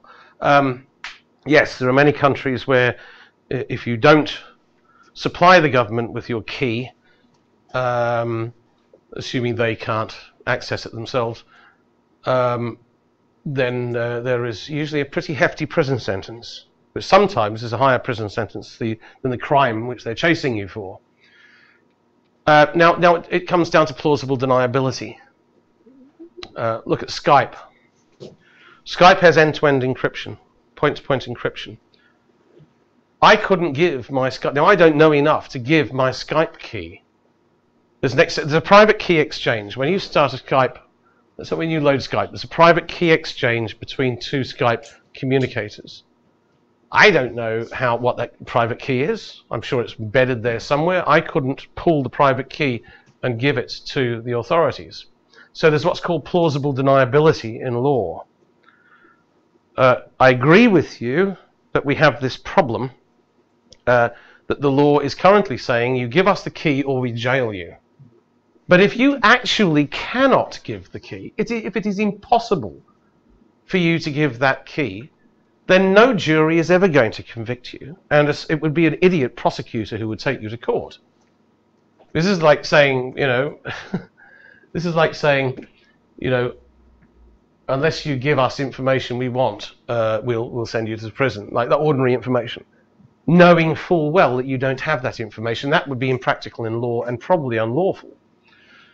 So plausible deniability can work well provided we have the mathematical solutions, the cryptographic solutions, so that plausible deniability exists and there is a defense in law.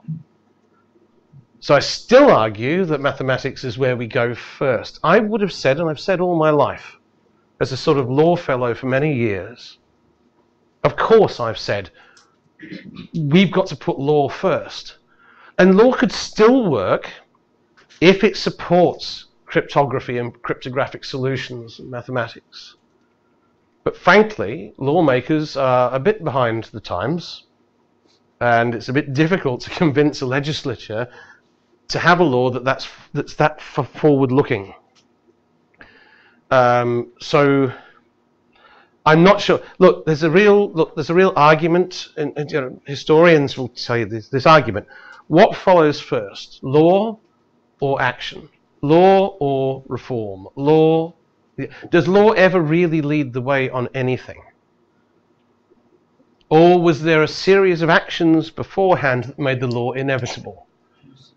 This is like a lifetime-long conversation, but you have to sort of put your weight behind one or the other. I think in this day and age, the law tends to follow a sequence of prior events. We just have to make sure that the prior events are ones that we create, not that other people create. Okay, I think you're the next one. You know, it's some time ago about those televisions and keeping an eye of us, and not the problem about control and being controlled without wanting to be it. I think you can, as a person, choose what kind of television you want to buy.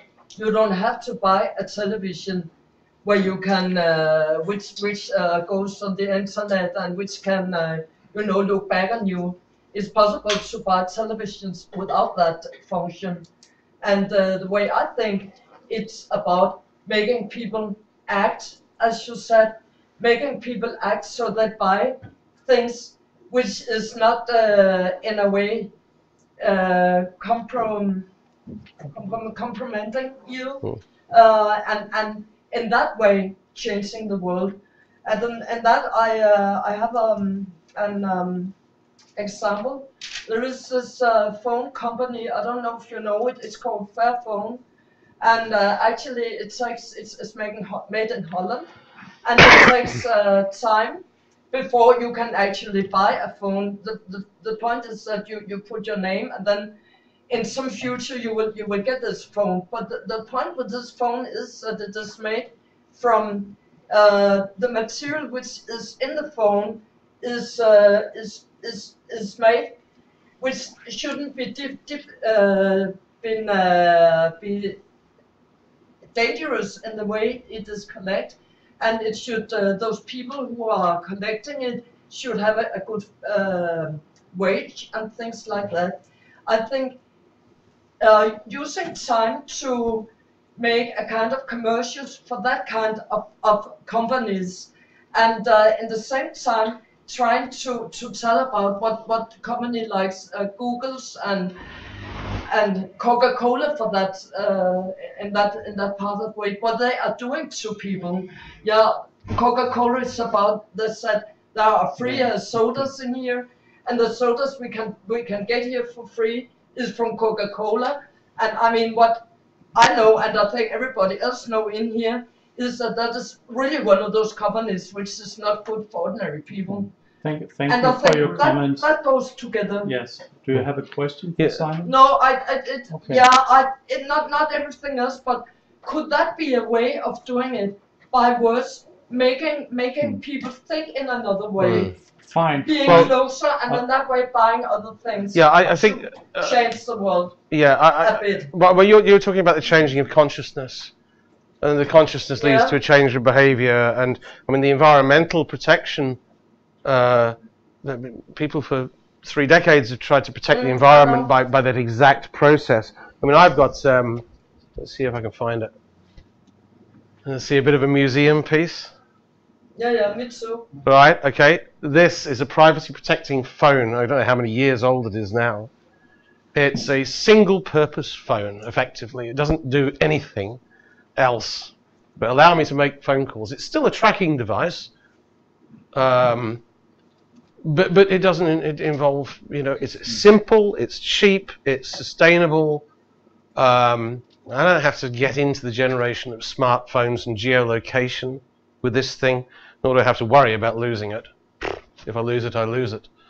You get a lot less stress with single-purpose devices. Does it answer to silent SMSs? Hmm? Does it answer to silent SMSs? Oh God, yeah, stealth. What about the baseband control? Stealth SMS, yeah. I don't know. It would be a lot more difficult.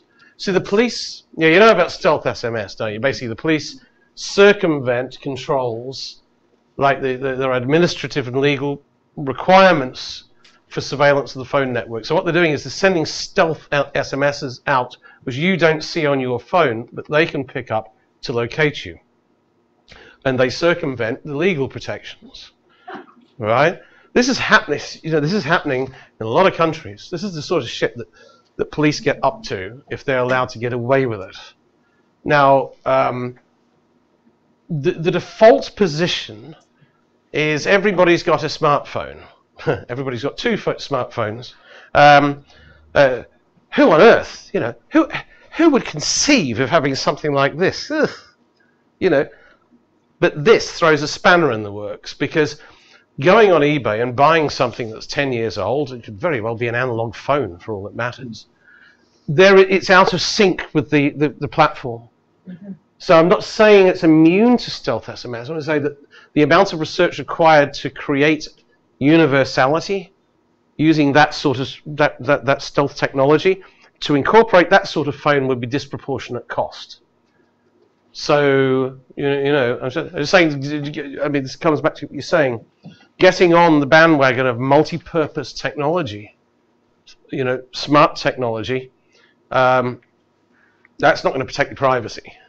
So I do think that retro is good in a lot of senses. Okay, and with that note, I'll just remind you all that time is somewhat limited still. So, and I have two people with questions on the list now. So I suggest we move on. Yeah, you talked a lot about the politicians, and we talked a lot about the law. With your experience, how do we avoid some of these discussions going off on the wrong single instance? There's a lot of cases that will be brought up that will make people feel threatened, and to make them feel secure, they can argue that we need all this mass surveillance and we need all these things. How do we educate the lawmakers to make sure they are not getting by social media storms, shitstorms, and so on, to go the wrong way? How can we educate them better? How do we educate the lawmakers when there's so much pressure? Yeah, well, of course, yeah, this is a problem, isn't it? That politicians tend to be popularists. That's why they got there. So the mainstream parties, it's very, very difficult to get them to think beyond the storm in the teacup. You know, you know, there's some Twitter firestorm, and you know, suddenly it becomes the political collateral for new policy, and it's very difficult to break that. Look, there's it's not just politicians that are. I'll tell you a story that is actually on the Privacy Surgeon site. Speaking of the NSA, Wayne Madsen, this former NSA contractor, told me about the relationship between Germany and the United States before Snowden. I had a friend on the Observer newspaper, Britain's oldest newspaper, and I said, look, I've got this information. The Observer said, listen, if you share it with us, simultaneous publication, we'll run it as our front page lead story. This is a huge Sunday newspaper in Britain.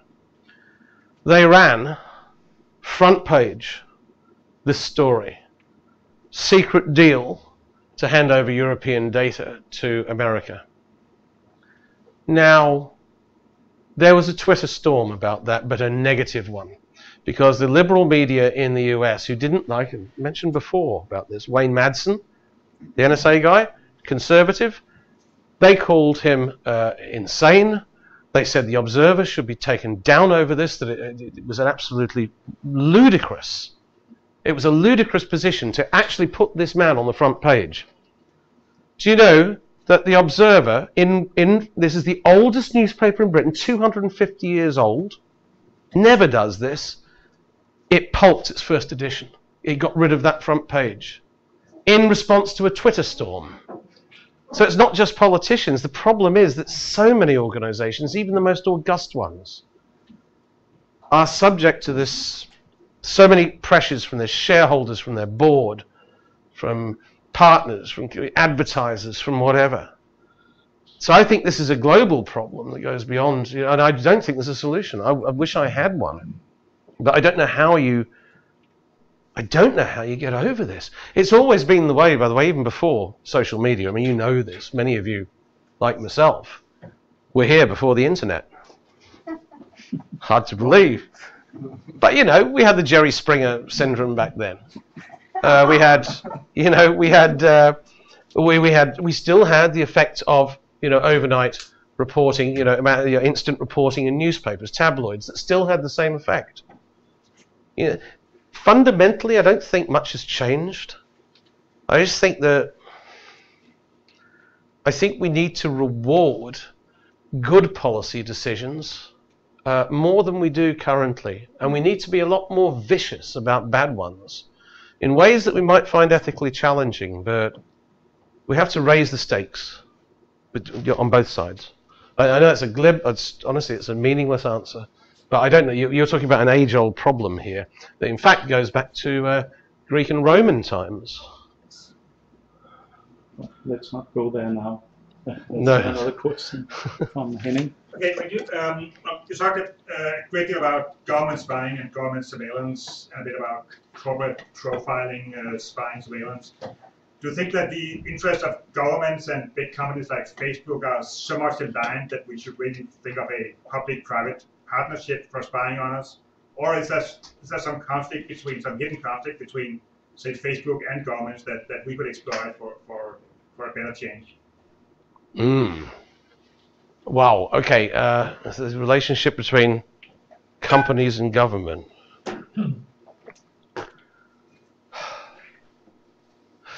Take it back to the beginning.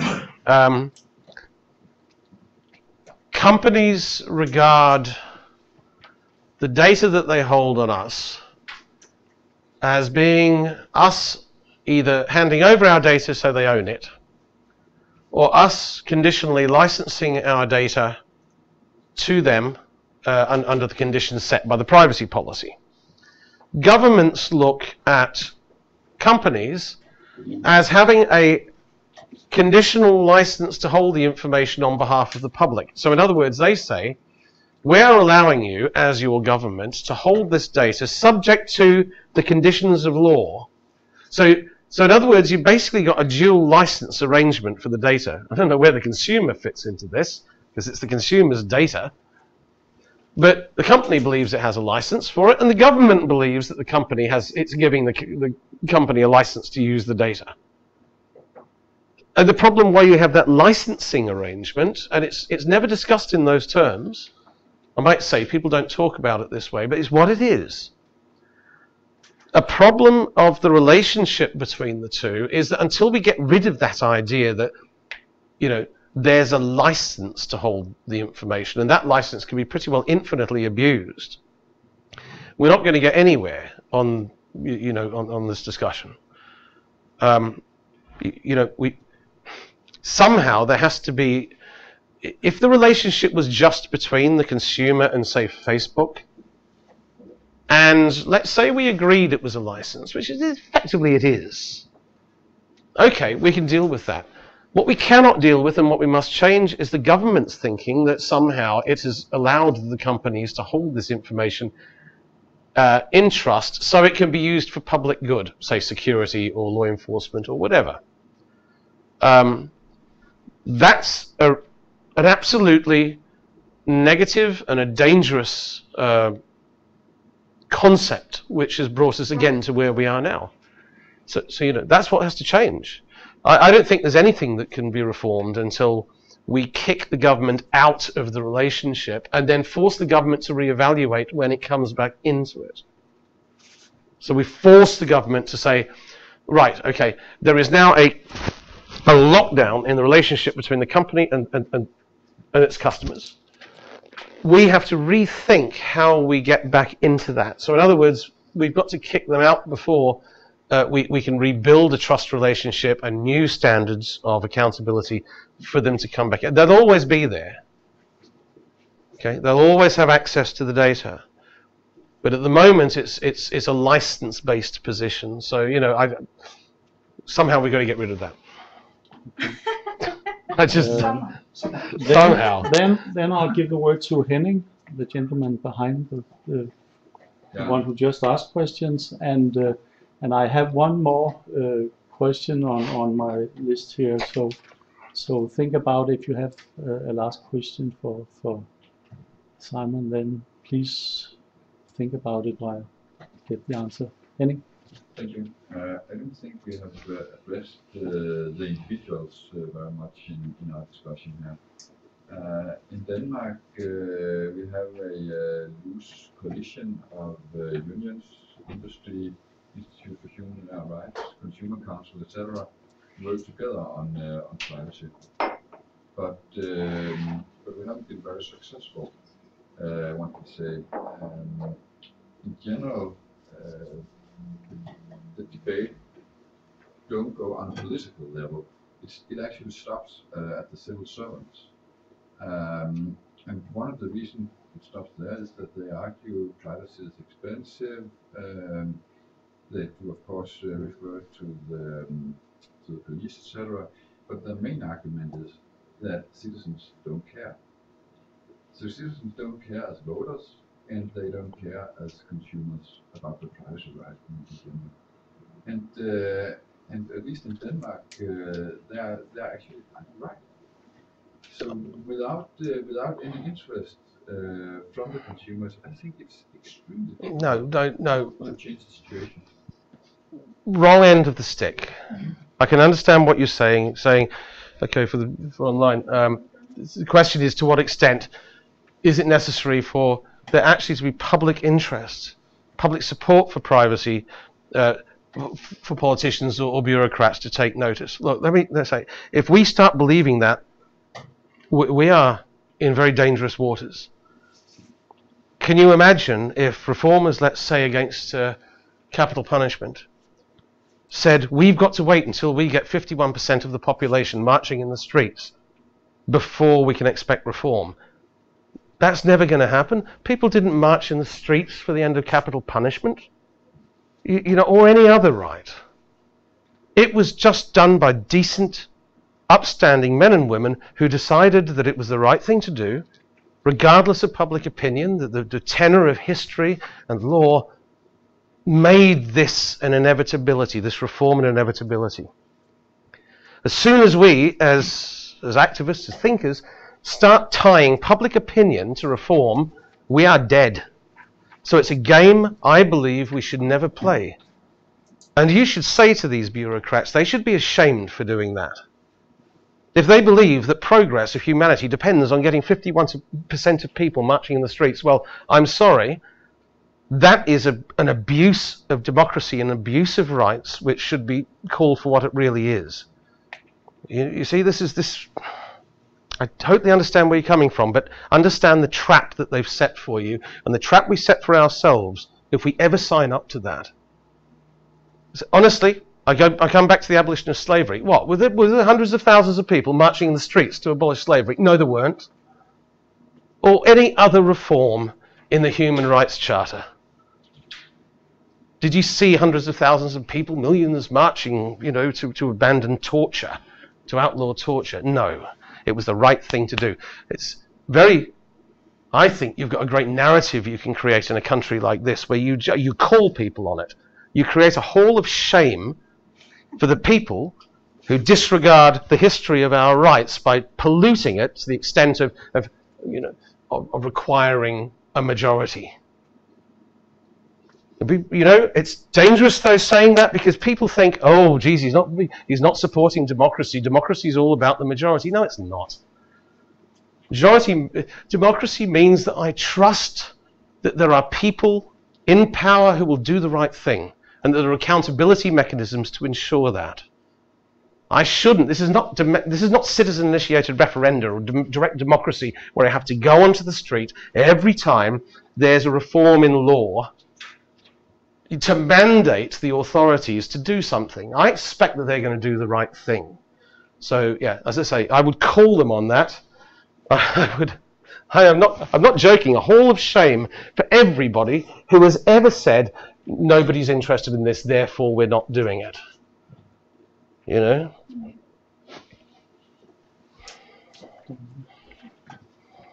Now I actually have two questions, but they're short. You can choose between them if they're too long. Just for what you just said, it's just, the comparison is, I mean, the slaves were definitely interested in abolishing slavery. Like there's always been, the victims have always been interested. The people who were subjected to capital punishment was interested in abolishing that. Yes. But if the citizens are not interested in not being surveilled, I think that's a little bit of a different situation, because if the victims are not interested in not being subjected to the abuse, that I think that's a different situation than the situation you were talking about. And the other thing was just if you could elaborate on what you mean by the militaristic strategy you were talking about. Okay, just dealing with the first point. You raise an important ethical and intellectual question. Should we, should we say that it is necessary for the victims to speak out? No, I don't think it is. And I come back to capital punishment. I'm not being glib, but I mean, you know, if we relied on, if we said that it is necessary for victims to speak up, then I'm going to make a guess that we would only have half the number of human rights articles that we have now. Some of them, yeah, maybe. But the problem is victims very often are the ones who feel powerless, who feel oppressed, who feel least capable of speaking up. We must never allow a situation where we require the victims to have a voice before there's reform, because that really would retard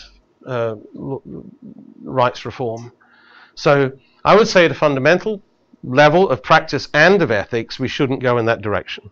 Though I see what you say intellectually, there's an irony there, but historically the victims must never be required to speak up. They have a democracy of people who are supposed to work on their behalf. You know, and those people should be called to account if they don't do that. Militaristic strategies is the second point you raised. There's a guy called Saul Alinsky. Do you know, anybody here heard of Saul Alinsky? No.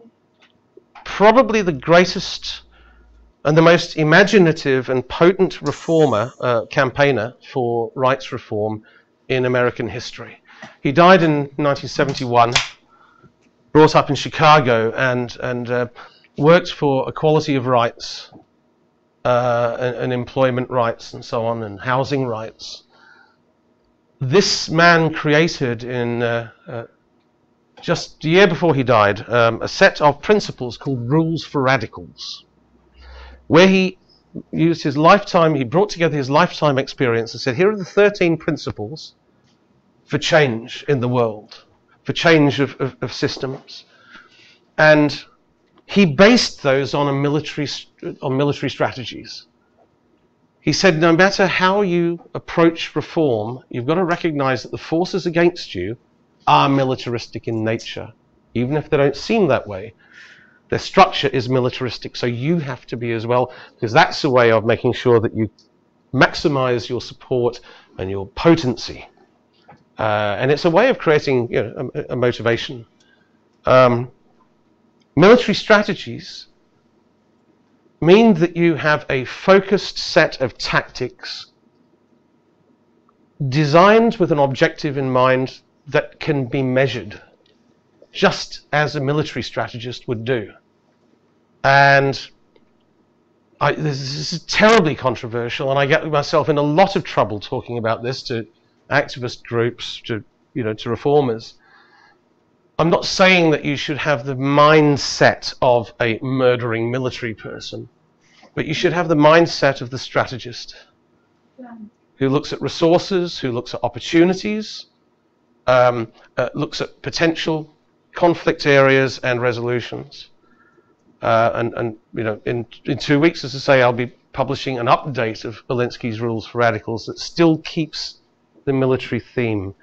All I'm saying is having that mindset gives you more opportunities to find ways of winning and reforming than just going in and hoping for the best. Okay, we come to the very final question to you, if it is a question. Is it a question? Very short comment, quickly. I want to, pay my high respect and sympathy to your frustration when you answered the question of that gentleman. At the same time, I support you because the way he mentioned and opened the case is Danish. He knows Denmark, he knows Danish people, and he has a right, because nothing will change here before it's a big change happen on the other side of the world. And I think you are right, because usually people here, they are not interested to do something huge, radical change for the rest of the world, even everybody die. If other people from other nation, other countries stand up, they support, but they don't start themselves. And if something is going, it's going to finish. Could I just... and you're free to comment on that. Okay. If something happens, of course he has right. People usually, they don't get Yes. I All right. Let me. The question. All right. Look, no, so let me, because I know we're tight on time. But I know what you're saying is here. Everyone waits until somebody else moves before they feel empowered to move. And look, I'm hearing this from every country in Europe. It's not even the big countries. I was in France 3 weeks ago, and activists were saying the same thing. What is the point of a francophone country saying this when we've got the entire English-speaking world who refuses to lead, let alone follow? I was in Slovenia recently, in Slovakia, saying the same things. What's the point of us doing anything? Well, I disagree in the sense that, well, obviously, but at a practical level, if everybody thinks that way, we're screwed. Well, there's no hope. But the reality is that we live in an age of information where ideas can be transmitted. And I've seen, and I plotted this, right, as in on a graph, there seems to be more inspiration created by, it's almost like it's a free entrepreneurial market of ideas, by thinking that you can do nothing as a nation in the face of a global inactivity is, I think, a very kind of 1950s way of looking at things. I think in the current age you can communicate dynamic and innovative actions in a way that can inspire many other people. And I know that it's tempting to get sort of oppressed by the scale of the problem, but the biggest problem that we face is what you've identified, that people feel oppressed and they feel incapable. That's our biggest problem. And it's not... Look, Saul Alinsky talked about this, for God's sake. 60 years ago. You're a bunch of black workers in a racist company like Kodak. What can we do? What did Alinsky say? Well, what can't you do? I won't go into some of his campaigns, but by God, he changed the world. Give me 6 people and a bit of enthusiasm, and a great multinational will be brought to its knees. That's the sort of man he was. The same can happen here. It's just a question of making sure that you believe that what you've created is of value to the world, and therefore it will inspire the world. And if everybody did that, God, I sound very 60s, don't I? But you know what I mean. We've got to maintain the belief that innovation can be communicated and can be infectious. Otherwise, why would I be here trying to, beat a drum, which I'm doing all over the world at the moment, saying the same thing?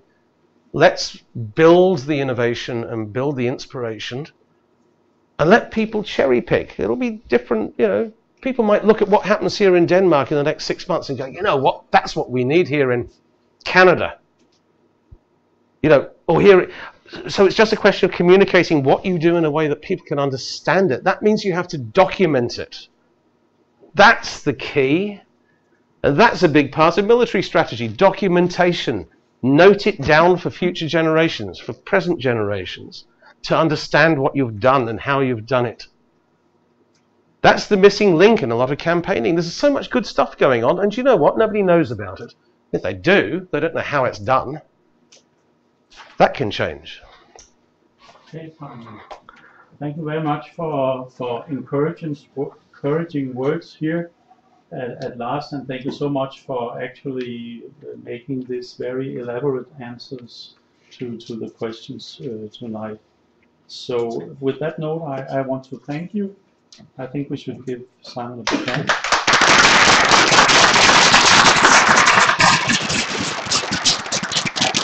And the next important thing I'll say will be some practical stuff. I'll say it in Danish to release my tongue now. Det her første del af arrangementet, jeg føler mig lidt træt. Jeg tror, at når der er gået et kvarters tid, så er mit hoved lidt klaret igen. Og jeg håber, at I vil tage den pause og blive her for at høre, hvad der sker nu. Jeg vil gerne faktisk bare holde det helt kort og starte med at tage det nu. Okay. Ligesom under. Det må vi gerne. I'm just going to interrupt a bit and not give you a break. I'm going to do this really shortly. Does anyone not understand Danish? Except there's one here. Can you translate? Okay, jeg kommer fra noget, der hedder BIT-bureauet, som er en internetpolitisk tænketank, og vi var i samarbejde med Højre. I samarbejde med PROSA og IT-politisk forening lavede vi BIT-bureauet den her demonstration i tirsdags, som hed Tag internettet tilbage nu. Og vi ser den her demonstration som et startskud på at skabe noget opmærksomhed. Det kan godt være, at danskerne ikke bekymrer sig om deres privatliv, men et eller andet skal der ligesom til for at gøde jorden. Så det var ligesom startskuddet, og det vi har brug for ligesom at føre det videre, det er mere forbindelse til andre mennesker uden for vores egen lille kreds af folk, der interesserer sig for det. Nu går jeg ud fra, at folk er kommet til det her event fordi de virkelig interesserer sig for den her debat. Så jeg har distribueret nogle mailinglister, som I meget gerne vil skrive jeres e-mail på, hvis I ikke vil